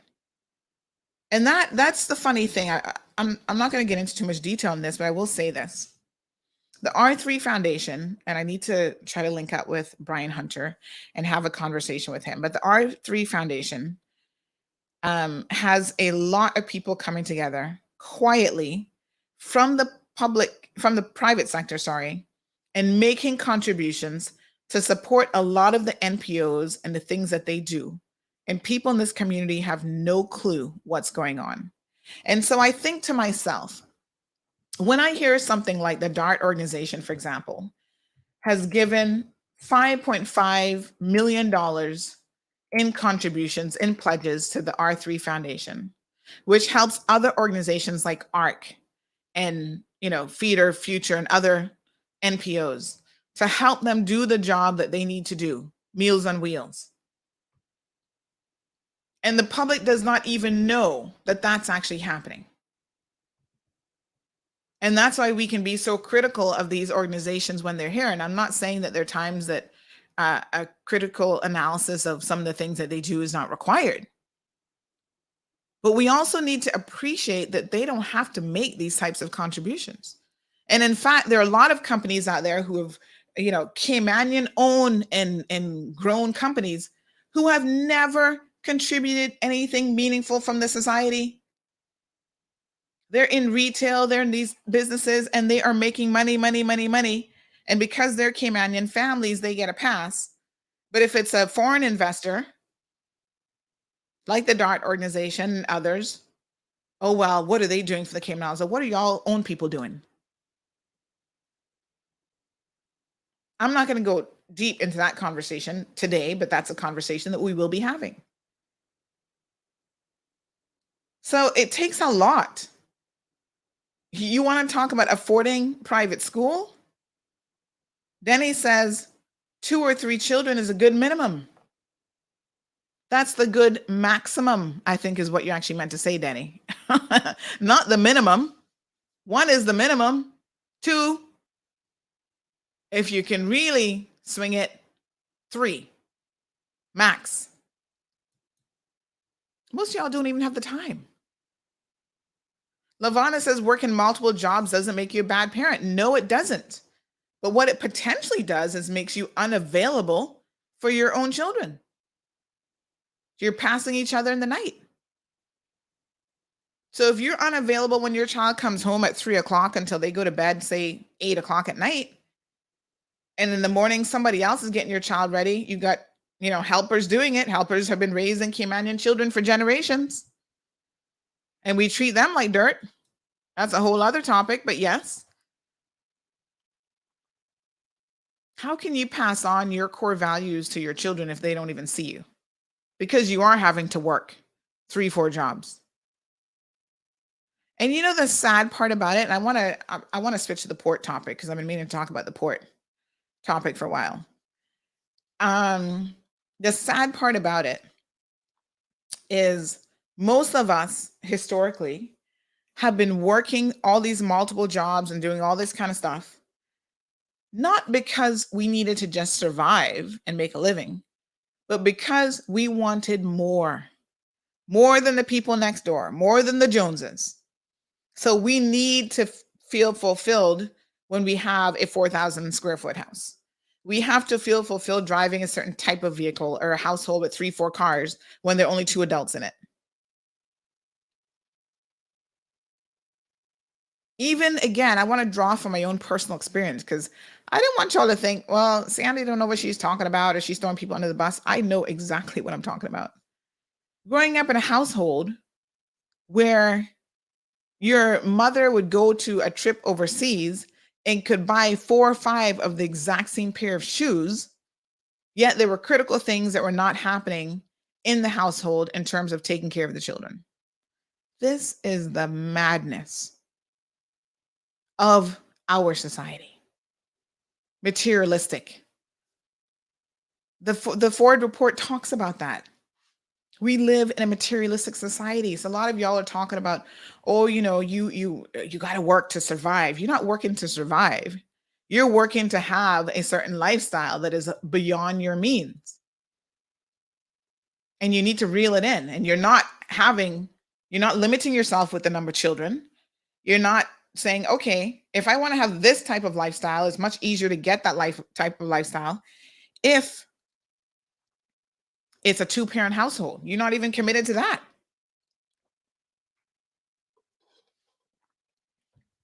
So DJ Truckin says it depends on the individual. At the end of the day, the home plays an important role. But if someone just has a messed up mindset, you can't do much with them because I have met some people that you can't help. Well, DJ Truckin, I would love to analyze with you who those people are. And when you say you can't help them, what exactly does that mean? Because don't get me wrong, we're not talking about, again, just because you come from an affluent family or lifestyle, that means that you came from a good family. Those are two very different things. Affluence and money doesn't buy you morality. It doesn't buy you a good household. Some of the most affluent people in the world are some of the most dysfunctional people in the world as well.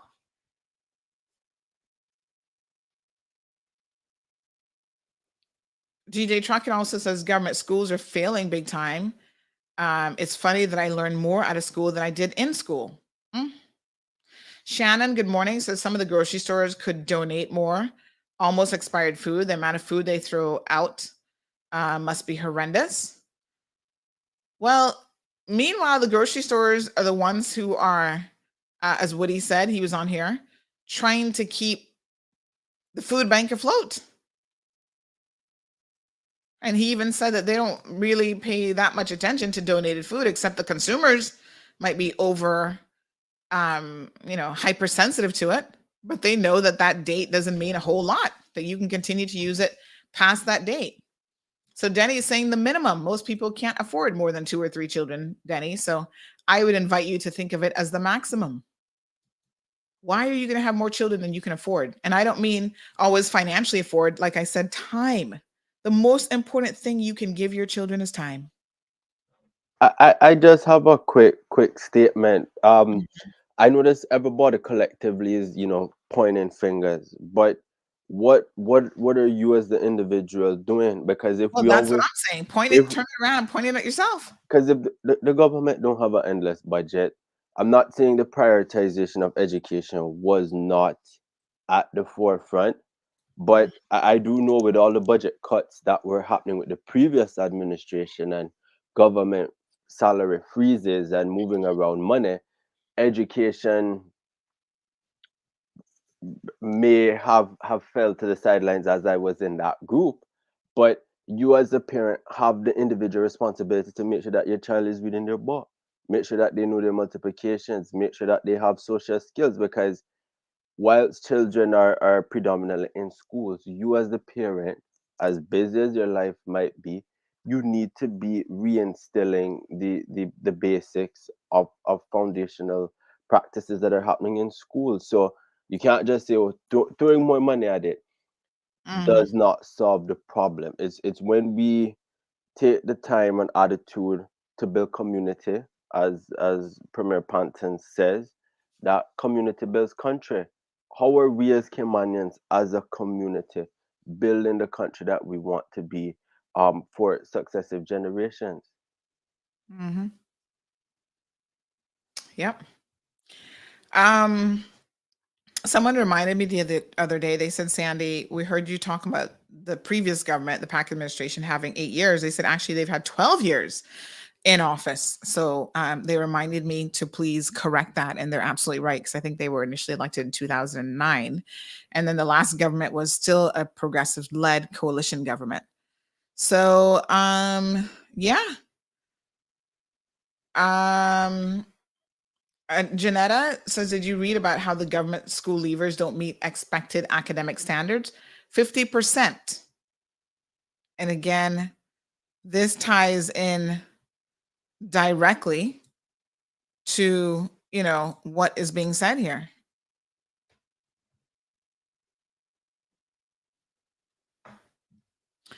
All right, let's talk about the port, because unfortunately, that's another hot mess. Matrix says people need to stop expecting someone else to pick up the slack for them. Grocery stores must donate more. People need to stop pouring their life out without measure. Stop expecting to be cuddled. Oh, mess. Shannon says, I help a few Caymanians with cash and food, and that's how I contribute. But as someone with a lifetime illness and no longer working, I'm limited. Magdalene says, you get what you put up with. Is the population demanding more? Are they making demands to relevant persons? No, they're talking about air conditioning, or talking about air conditioning and being able to fly away. Ay, what a mess. All right, so last week we did a port story. I just want to sort of explain this a little bit and put this in context. And, sometimes people read a story and they don't always understand the full implications of what the story is all about. So one of the things I love about having a complimentary talk show, which, by the way, in a week, next week, Wednesday, we're going to be celebrating CMR's 5th anniversary. So the party is on, Jared. It's going to be party time in the house. So we're going to have a day of celebrations on that day. It's going to be all about CMR on our anniversary. And we're going to have cash prizes. Ooh, honey chill. Your opportunity to win some hard, cold cash. We're actually going to put up the promo today because you can actually pre-register. We've got a caller to the program. Good morning, caller. How are you? Yes, good morning. Yes, morning. Thank you for calling. Yes, Andy, good morning. Barry here. Hi, Barry. Look here, I've always questioned, especially back in my days when we used to go to school, and I don't know if they still offer this, but this thing called home economics. I think if that still exists, they should abolish that. People should learn to cook. People should learn to cook and clean and do their household at home, and replace that with basic economics. Okay. Because I see in this country where, okay, you take for instance, I know where the mindset is, and you can easily see where, for example, when people were allowed to get the 10,000 from their pension. I'm not saying all, because I obviously I would not know that, but I know a lot of people who took that 10,000 and did pure stupidness with it. And instead of possibly paying down debt, the people that went and buy cars and that clean TVs. Yep. So I think one of the fundamental things that is hurting this country is because our next generation, I'm sad to say, but, and God help me if I'm wrong, I want to be wrong on this one, but my sole belief is we're going to be in trouble, because we are the parents today now, they're expecting that our kids to take care of us.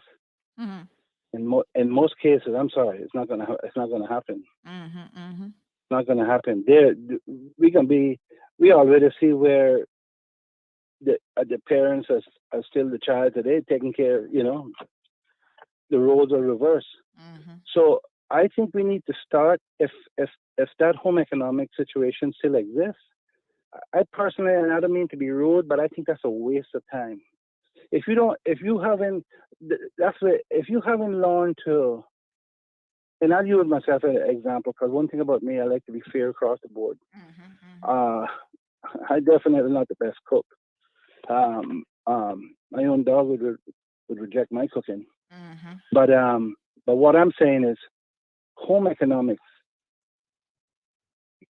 you learning how to cook and stuff like that, unless you're going on to tertiary education to become a professional chef or something, I can see where that would come in with a scholarship or something. But meantime, our kids right now needs to learn basic financial management, and that should be taught in the school. I don't even know if kids are taught today how to balance a checkbook. Although there's no, a lot of people don't use checkbook, but nevertheless it can be passed on to to your everyday financial movement. So I would like to say, whoever's listening, and if those courses do exist, please consider replacing them with basic economics. And I know in some countries, real things that can help people are deliberately not looked upon. I know that. That is a fact. Yes. And if we're not teaching basic economics now, and this country is supposed to be 500 and something years old, you got to question why. Right. You got to question why, because is that being done deliberately, or is that seen that is something that can actually, you know, do we still continue to graduate idiots and don't know basics? So I don't want to stay too long, but I just want to say that for a long time. Yes. I preach it on a daily basis, and this is a good podium to say this. And I want to say your program is very good. Thank you. Like anything good or bad, or are you gonna get your hard knocks here and there? But without your program, a lot of us wouldn't know a lot of things that's going on in this country. Keep up the great work. Thank you. I appreciate it. Have a good day. All right, Mr. Barry, you too. Bye-bye. So yeah, I mean that caller makes a lot of good common sense. Now I don't know that we have to get rid of home ec in order to offer a course on fiscal management, which is basically what he's talking about, right? I think that should be part of the broader home economics course, because listen, home economics isn't just about learning how to sew and cook a meal. You got to be able to afford the things like the food that you're going to put in the meal. So how do you budget? All these things I think are really, really important. And I think that the schools definitely have a role to play in teaching kids some of the fundamentals. But again, it comes back to the household, because Jared, I'm sure you might agree with me that if you took a course on personal finance and budgeting, and you got the basics down, if you see a household where nobody lives by a budget, where no one has ever told you no every time you wanted something, your parents can't really afford that trip to Miami, but by hook or by crook, they're going to not pay the CUC bill. They're going to skip a mortgage payment and do whatever in order to take you to Miami. So you don't even understand as a child that sacrifices have to be made, and that you have to delay. And this is in the Ford report. You have to delay instant gratification and these types of things. So it really comes back again to the role of parents. So thank you. Someone says, thank you for today's show. I will read the report. A lot of people are listening to this morning. We have a school teacher who has chimed in to the conversation, and they said, why doesn't the police start a program where they give positive tickets to young people, catching them doing good? The tickets could be vouchers to do things like movies and restaurants, and inculcate them from the beginning that positive reinforcement to reduce recidivism. This is a fantastic idea. That's a good idea. I do recall Minister Brian also, there was a video going around where this guy who created different poster stickers, stamps, where if you buy one, you save up and it shows how much money you have. I think, both of those are good ideas. The general thing is that not everybody is interested in financial management, hence why you have different stratas of people. But getting back to Barry, home economics is still offered at John Gray. When you reach year 9, you choose which CXC courses you want to do. So in my case, I chose principles of business because I wanted to own everything. So if an accounting. So if the interest, but to be honest, they should be teaching children financial literacy. No ifs Yeah, and it buts. should be a mandatory course, not an option, I think is what Barry was saying. So this person goes on to say, not a full solution, but a number of solutions together could make a difference. They said, you hit the nail on the head, Sandra. It's a generational problem. The Webster man's mother was probably molested herself. I mean, I don't know that, but who knows why we're so accepting of this type of behavior. And they were asking where they could find the report. And then they said, never mind, just found it online. It's easy to find, folks. Just put in the name. The Yolanda Ford report. Somebody else says, do I want her number? Because she only got paid a few $1,000s to do the report, and she wanted to stay to implement the findings, and no one shows up to the parenting classes. So another comment there. And then someone says, crazy, you have to get a license, have a dog, catch a fish, drive a car, own a boat, have a business. However, any moron can have a kid. So there are some sentiments in relation to that. So yes. All right, let's spend a little bit of time with this port situation, because of course, we've got to talk about dysfunctionality in all areas of our lives, including certain agencies and governments. Magdalene supports life skills, teaching about money. Andrea also says, funnily enough, people took their pensions, went on all these staycations, and now they can't even get a booking at some of these hotels. They should have invested that money. Good morning, Miss Sonia. Yes, honey child, they were taking more staycations than Quaker has oats. And trust me, I was looking on social media and I was vicariously living through them with their staycations. During the COVID pandemic, I took a trip to the BRAC. So I guess maybe you could see that as a staycation, but child, secretly, I was working. I was not trying to tell my husband that I was there for work, but he's like, why are you out there going to see customers? I'm like, it was supposed to be family time.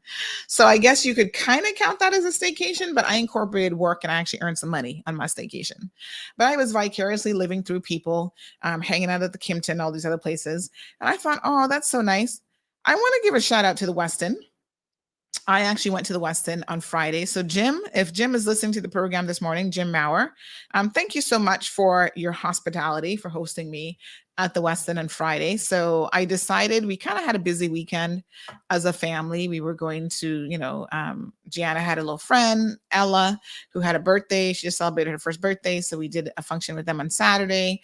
And then Sunday, we were celebrating somebody else's birthday on Father's Day. So I thought, funny enough, his boss said, take the day off, Marlon, because he's been working really, really hard. And so I thought, oh, I'll take half a day off and we'll go to the spa and we'll do some kind of fun stuff. And so I messaged Jim over at the Westin. He says, don't worry about it. I'll get everything sorted out for you. So we had a nice couples massage. Child, I didn't even know that room existed. And I've been to the Westin spa before. Their spa is fabulous. And I never knew that they had a couples, Jared, listen here now. The couples spa room has like the sauna built, not the sauna, but the jacuzzi like built right into that room. So you can like get in there first and de-stress and then, come out and they give you your nice massage. And I was like, what? So we had a fabulous time. And then after that, we went out in one of the cabanas on the beach. And the beach scene was really, really busy. I must say, I was like, wow, there are a lot of people here. And we, had a little lunch in the cabana. Poor Marlon, he fell asleep under the cabana. So he got the opportunity to take a little nap, which is probably priceless for him. So yeah, it was really, really nice. But during the pandemic, I didn't do any staycations, but I saw a lot of people enjoying their life. And that caller was so right about how people were misusing the money. I had people who worked in the banks. They were like, Sandy, people came in, paid off their car loans, right, with this money, only to turn around and get another loan. They're like, what sense does that make? You just paid off the car loan maybe a little bit early. And then what you do is you get in more debt with another high interest car loan when you didn't need a new car. I was like, Jesus, have it make sense. Good morning to Scott. How are you? Sonia says, very interesting topic. Our young people need to learn how to budget, but it starts in the home. Most of these days, young people are very spoilt. They want what they want and they start working. They realize money don't grow on trees. That's right. And not only does it not grow on trees, but it leaves your hand very, very quickly. I think it's important to let children in particular from a very, very early age know that they can't have everything that they want. And there are limitations in life. And sometimes you've got to make sacrifices as well. So now those same people who are complaining about not being able to pay their CUC bills, and I saw them staycationing all over the place during COVID, I'm sitting here scratching my head and I'm like, this don't make no sense. All right, let's talk about the port for a minute. So we did an article last week about this risk and Audit and Risk Committee. And I just want to clarify a few things in relation to this. So what this is, there are concerns, this was June the 17th, there are concerns that the port board has over the years overstepped their boundaries, and people who work at the port have shared this sentiment with us. It seems like there's some people who are now responsible for the port who don't seem to know the history of what has been going on by this board. And it might not be everybody on the board, It could just be a handful of individuals, but those handful of individuals remain as board members.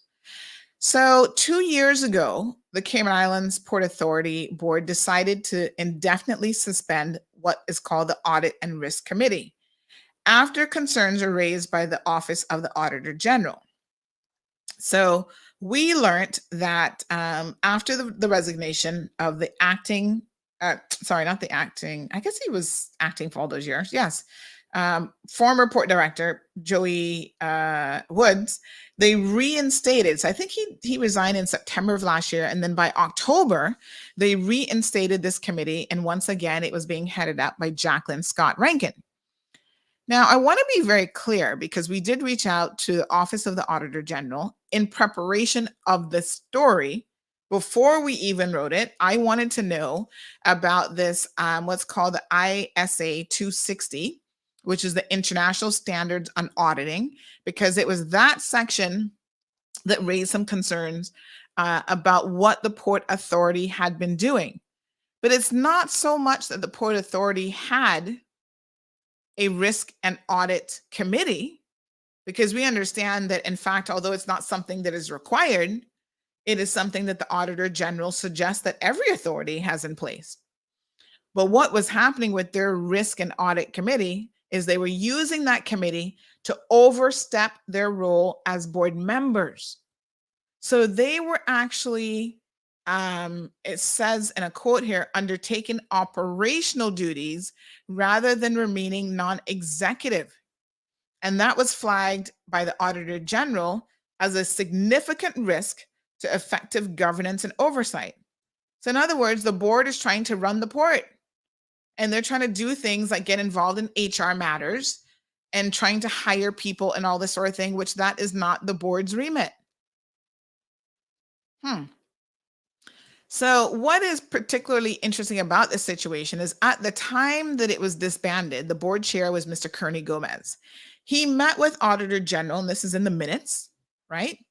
Sue Winspur, and he had a discussion about this matter. Now, I don't know, because the board minutes are very, very light in details. So I don't know what he really took away from his discussion with the Auditor General, but from that, he decided to disband, to permanently suspend this Audit and Risk Committee. My understanding is she didn't tell him to disband it. She's like, you need to fix what they're doing with the Audit and Risk Committee, because that what they're doing with the committee is the problem, not the committee that exists in itself. But I guess maybe he was not capable of changing the remit of the people who were running it. And he said, let's just disband it. Now, 2 people objected to the disbanding of the committee at multiple times. The person who was actually, I guess, heading up the committee, Jacqueline Scott Rankin, and Mr. Parchment. What's his first name again? Oh gosh. Is it Richard Parchment? Hold on, I still don't get it for you.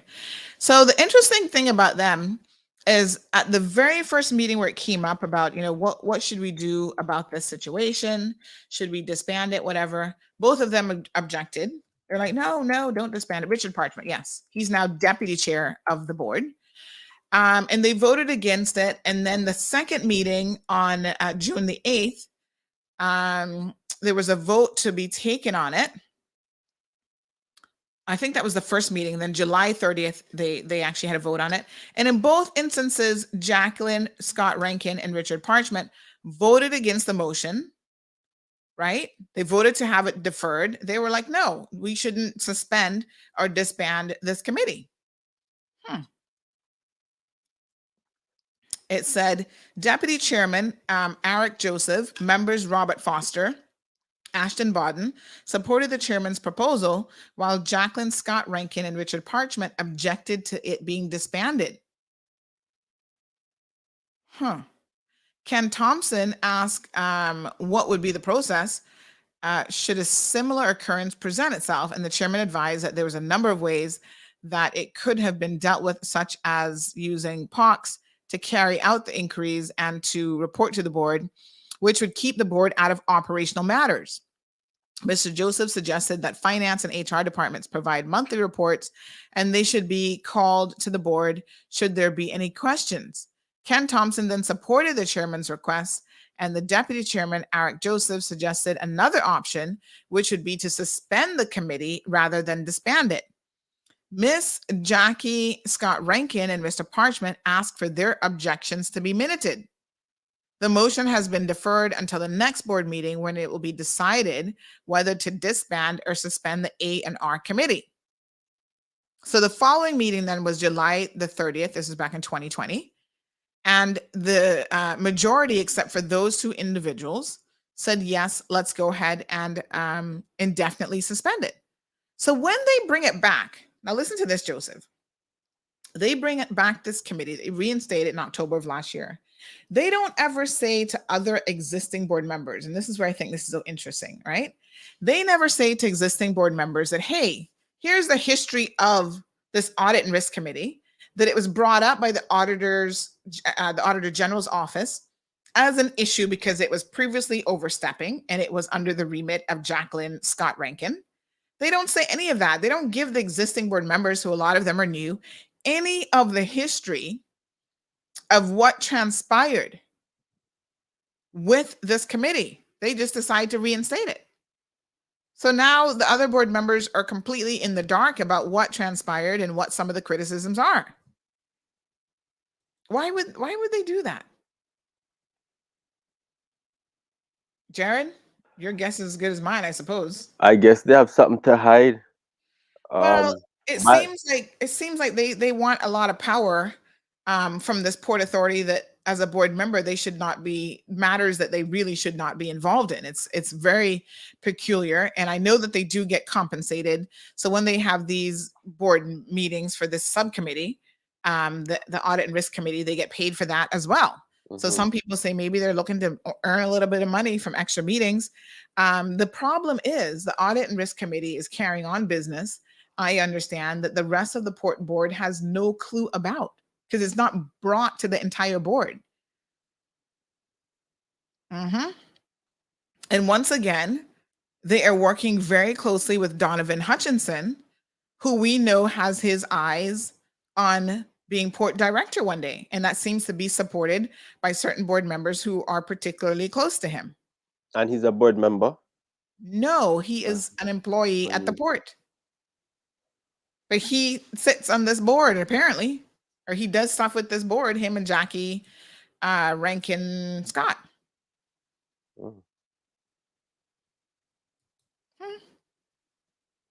It's interesting. Mr. Ashton, who voted previously to disband it, did on October the 21st of last year. He was one who actually seconded the motion, which a lot of people found very, very peculiar.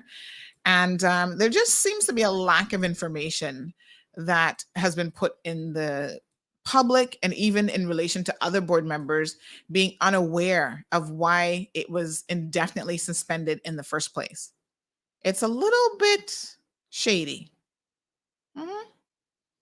And so this is a situation that we're going to keep an eye on, because here's the thing. If they put the A&R committee back in place and nothing has changed, so the same person who was heading it up before, Jacqueline Scott or Rankin Scott, she's now heading it up again.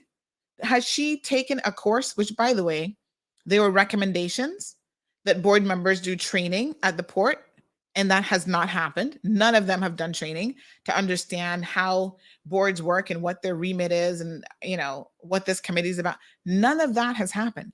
So they have reinstated a committee that was flagged as problematic in terms of how it was being operated previously. And it's being operated by the same person, and there's no training that has been in place and no evidence to support the fact that these board members who were involved in reinstating this have a true appreciation of why it was suspended in the first place. So here we go, repeating history again, right? Preparing to make the exact same mistakes again, wasting time so that the next time the Auditor General can come back and say, oh yes, this committee still isn't working and it's still overstepping and undertaking operational duties. They really seem to not get it at that port board. I'm not really sure what the problem is. People argue that it's one or two individuals that are not getting it. Let's hear from this caller. Good morning, caller, and welcome to the program. Good morning. How are you doing? Good. How are you? Oh, I love this show. Thank you. I appreciate it, my love. Say hi to Jared for me. Yes, Jared. Caller says hello. Hello. What's on your mind? He knows this voice. Oh, okay.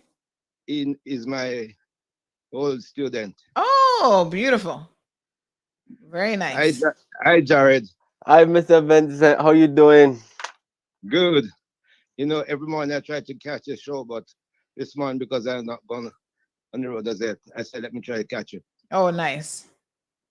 Anyway, we're in the rainy season. Mm-hmm. Some people call it the hurricane season. I don't. Mm-hmm. I'm going to tell you the reason quickly Mm-hmm. why I don't call it hurricane season. So prepare it. Okay. Proverbs 18:21 says, death and life is in the power of the tongue. Mm-hmm. If you say it, you might get it. Mm-hmm. So I call it rainy season, not hurricane season. I got you. Yes. If you say it, you might get it. I see. I prefer to call it rainy season. Now Very good.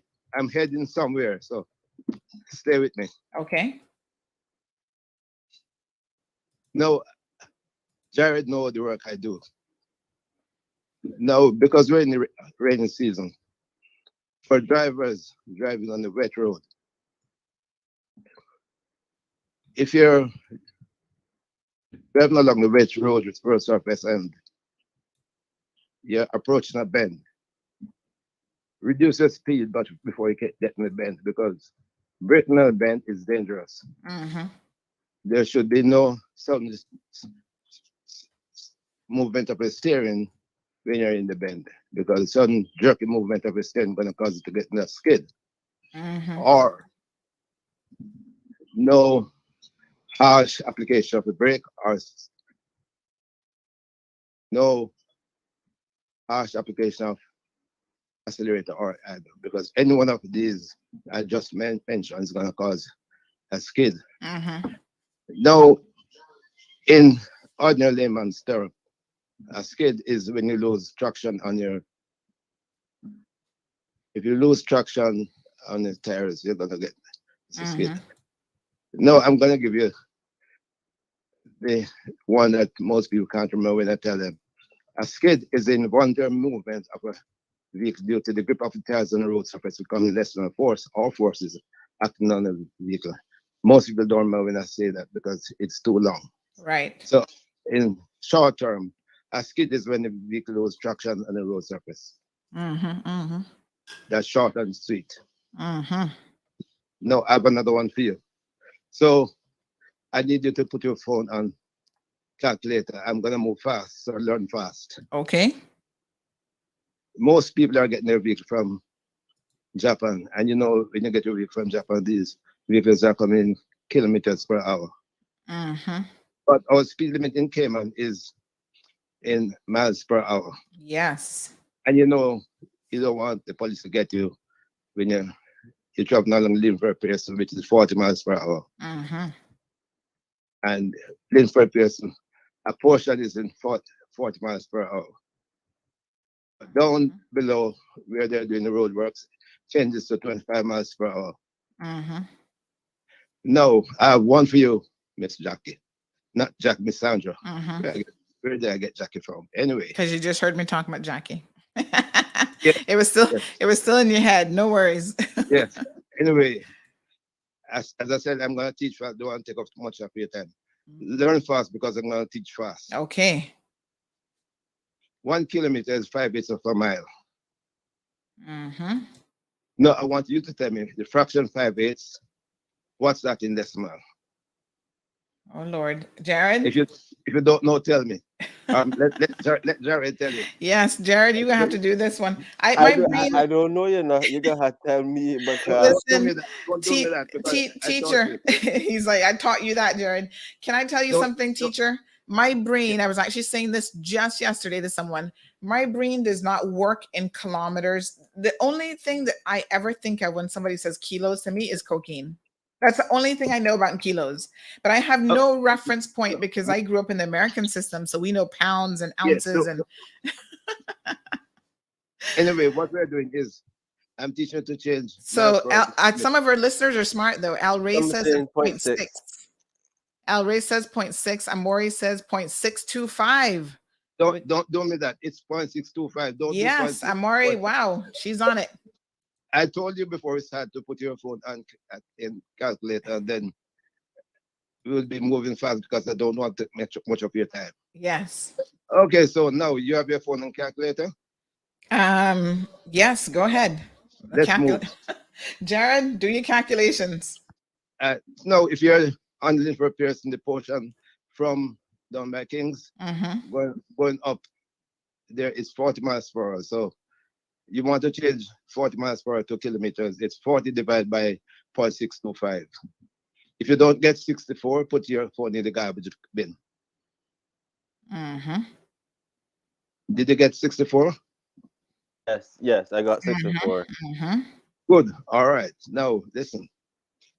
The cars from Japan, you're not gonna see 64 on the speedometer. So do 60 kilometers. So you're still within the speed limit. Yes. All right. Now, as you go further up where the NRA are doing their work, we don't get around that roundabout. We have crossed by Agnes Way, going down. They are doing their work down there. Public works, not public works. NRA guys are doing their work. You're gonna see speed limit, a sign here, speed limit 25, means 25 miles per hour. 25 divided by 0.625. Talk to me. Jared? If you don't get 40. We got 40. We got 40. I got 40. So you're gonna do 40 kilometers. Good. All right. So on your speedometer, in your kilometer vehicle that you get from Japan, that in those Hondas and those Toyotas, you're good. So them guys from traffic not gonna get you speeding. No, when they finished all that work down between Bobby Thompson and changed up back now, going down to Alder Avenue by Smith Road.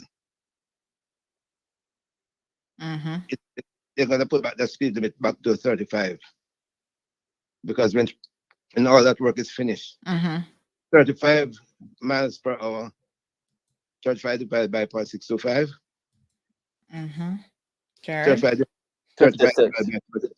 56 is correct. Good. And you know when you're on Walker's Road, whether that is flashing, when the school children are out and that is flashing, you should drive at 15 miles per hour. No, normally it's 25 miles per hour, but if the light is flashing, 15 divided by 0.625, the traffic guy is going to get you if you're not doing 24. 15 divided by 0.625 is 24 kilometers. Now you know you can't see 24 on your clock.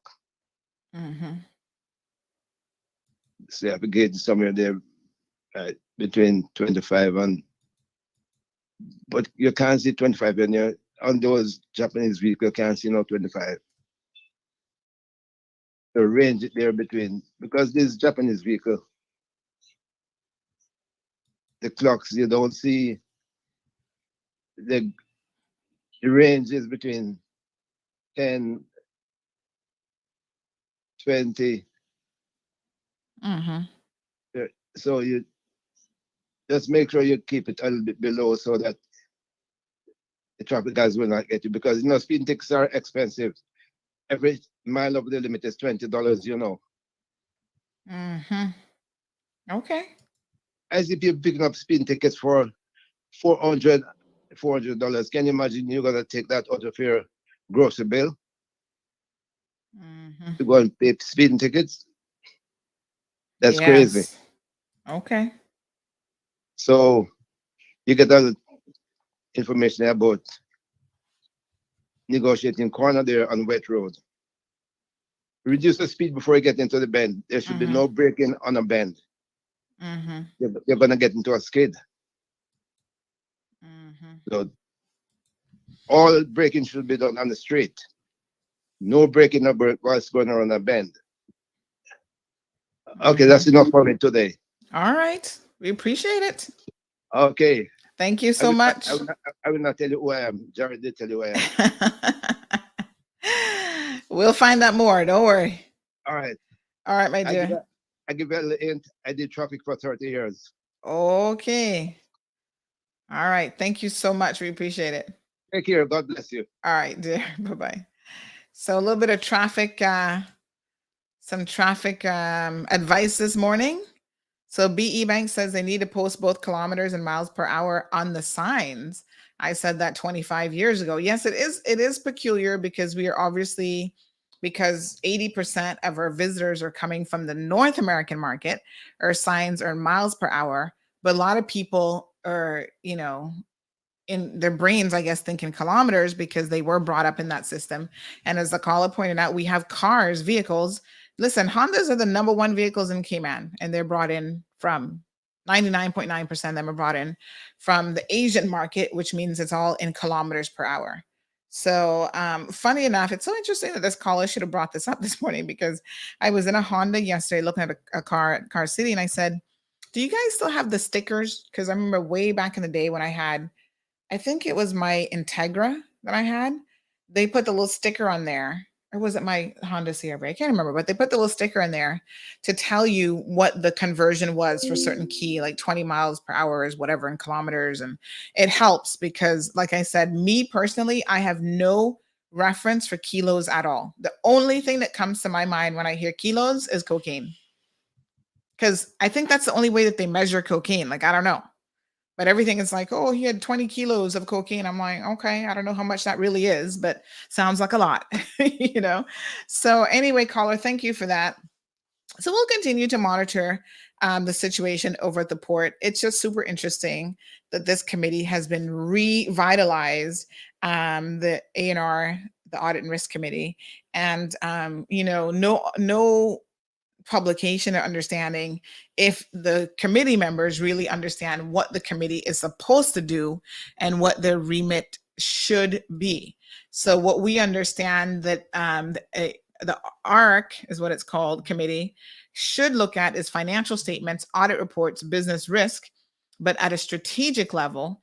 And it does not include getting into detailed HR matters and other things where they're trying to micromanage these boards. So we'll keep an eye on the port situation. Child, they know that we're keeping an eye on them because they hear us talking all the time. So scammers, let's talk a little bit about this as we are quickly running out of time. So as you saw from today's headline, we have received reports from numerous people. Child, I had to blur this one out. At first, I didn't blur it out. My husband was like, Sandy, there are curse words in that. And I was like, there is? So here it is. They started by, this person said, good day, sorry to bother you, but I got an emergency and I needed just $10 Digicel credit to renew my data plan. Please send, and they got the phone number, so I can renew my plan and naked video call you. Like, what the hell? So this goes hand in hand with what the police have been saying about this sextortion thing, and explain everything. Emergency, so can you help? Yes or no? Well, what I can tell you is this person started off by saying, listen, yeah, you dirty John Crow. And it went downhill from there. So they might have used a few choice words, but they were like, listen, yeah, you dirty John Crow, come off my BBC phone and yay. So that person told them off in spectacular fashion. And then they had another number. So these are numbers coming out of Jamaica. And I don't know if you can see this. I almost have to show it to you, but anyway, it's an adult response. And then they're all coming out of Jamaica, the 876 numbers. And another one, the exact same message was sent from another number. And this one says, stop blank texting my phone. You fill in the blank. It was a curse word. So this one says, listen, you dirty John Crow. You see me look like blank Digicel? If you text my number again, asking for credit, I will find you and shoot up your blank damn bright and blank out of order. I like how they got order, ORDA, outa, OUTA, out of order. So they were not fooling anyone with this. But let me tell you something. The scammers game is on high alert, Jared. It is crazy. Clearly, scamming people must be a profitable business because otherwise people wouldn't be engaged in it. And in Cayman, we have people from overseas trying to scam you here. So, like these numbers, these are people talking about they need digital credit and they're going to send you sex videos, whatever. Don't fall for it. You don't know who that person is. In this instance, the profile pictures with some woman like in a lingerie and looking sexy, that's probably a man who's behind that number. They just looking free digital credit. Do not fall for it. We have people in the Cayman Islands who are equally scamming people. Immigration scams. Ooh, we need to do a whole show on that. People taking out work permits. They're making them the employee pay for the work permit. They're charging them a fee on top of it. And then they're charging them a weekly or monthly fee to hold their work permit. So poor people here trying to make a few dollars and being scammed by others with this whole work permit situation. And they must pay them up front. They pay for their own work permit. They pay a processing fee, right? And then every month to be able to remain in the Cayman Islands, you must give them money. Yo, it needs to stop. Yeah, It is against the law. All of that is against the law.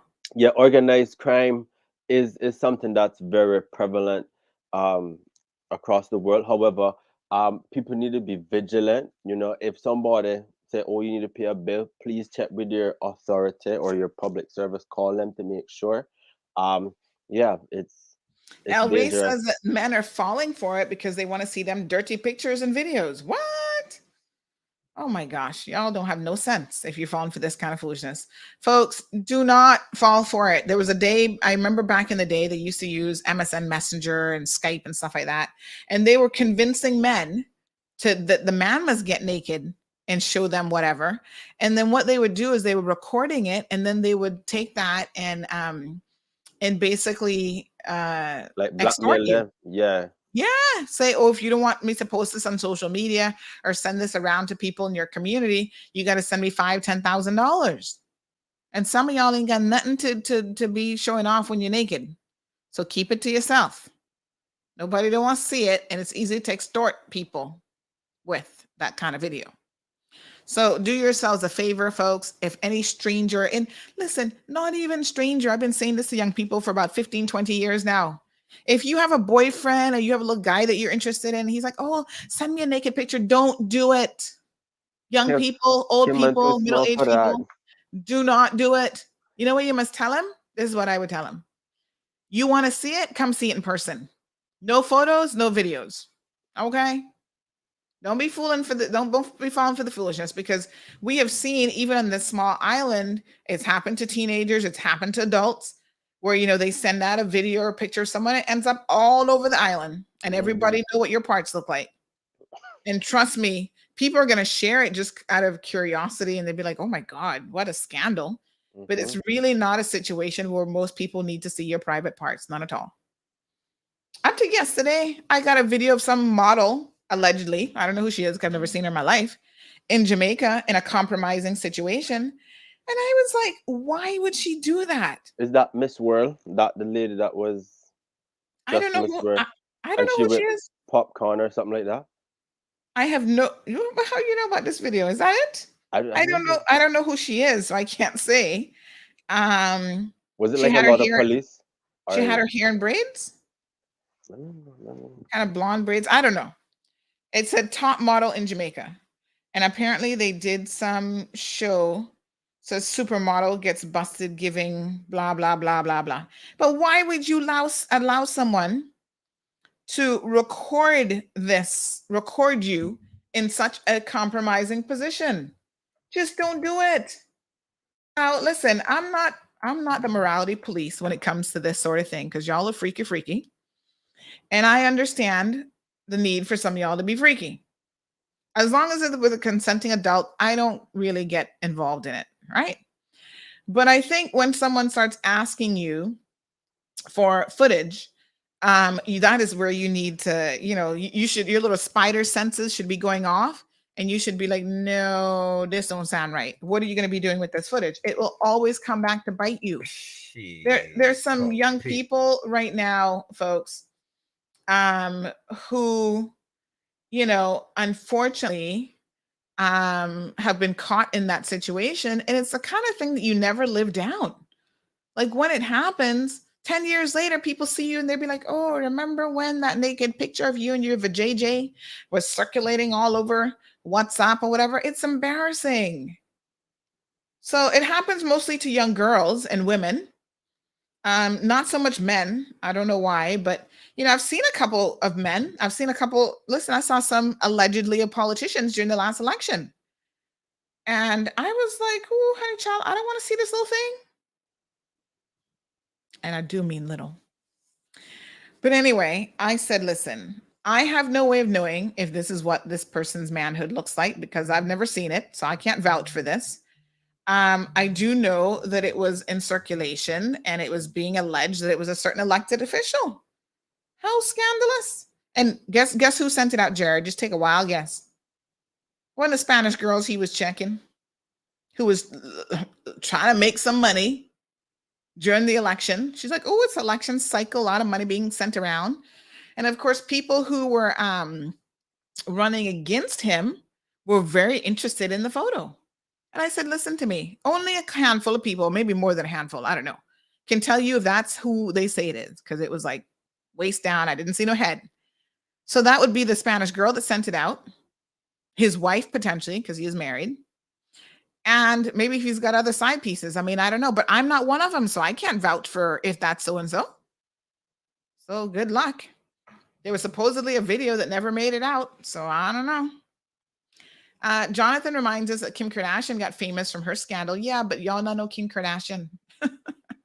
Take my advice. You're not a Kim Kardashian. Her mama knew how to flip that into a billion-dollar family business now. Y'all not going to have that kind of luck.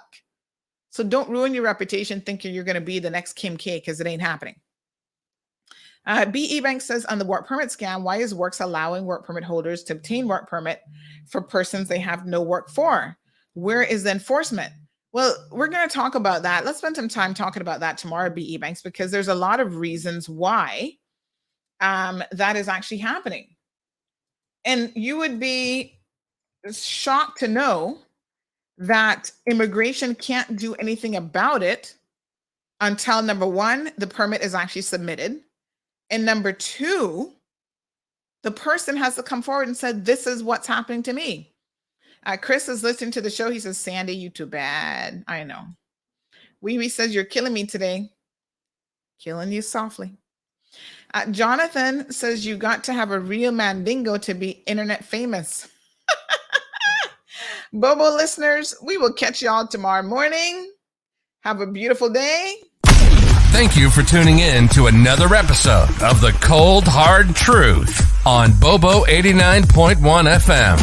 Cayman's #1 talk show is live weekdays from 7:30 a.m. Never miss an episode again. Watch anytime on CMR's Facebook and YouTube channels for the latest show episodes. Don't forget to follow us online on our social media channels and visit CaymanMarlRoad.com for all the latest news and community happenings.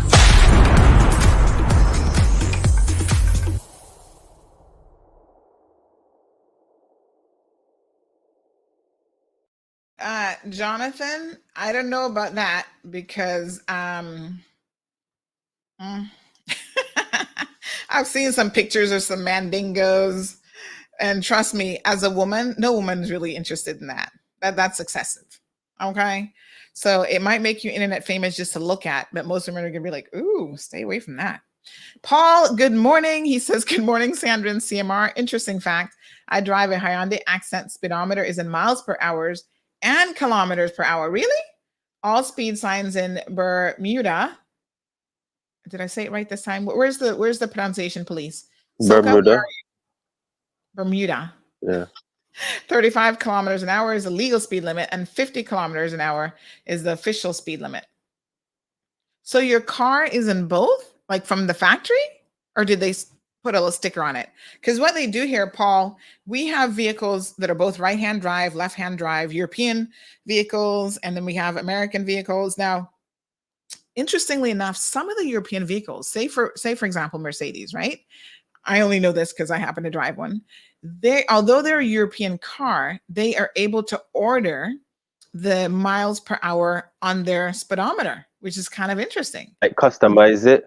Yeah, so they come with miles per hour. They don't come in kilometers per hour, although they are coming from Europe and they are, is that right hand? Yeah, they are right-hand drive. So it's kind of weird, but the Hondas don't do that wherever they order them from. Soka's right there. She's like, yep, I'm listening to you. Ooh, pronunciation, please. So yeah, the Hondas don't really do that, but I do remember, like I said, I've had a couple Hondas and they do put like the little sticker on there, which makes it a lot easier. Anyway, honey child, I got a hair appointment today. So make sure y'all tune in this evening at 7:30 to see the lovely hairdo. It is Premier Access Wednesday, 7:30. 7 o'clock. It's 7, right? It's 7, supposed to be 7. 7 o'clock with Premier Panton. So Paul says, yes, it came from the factory like that. That's interesting. So yes, tune in this evening with Premier Panton. Jared, have a beautiful day. I'll see you at 7 o'clock.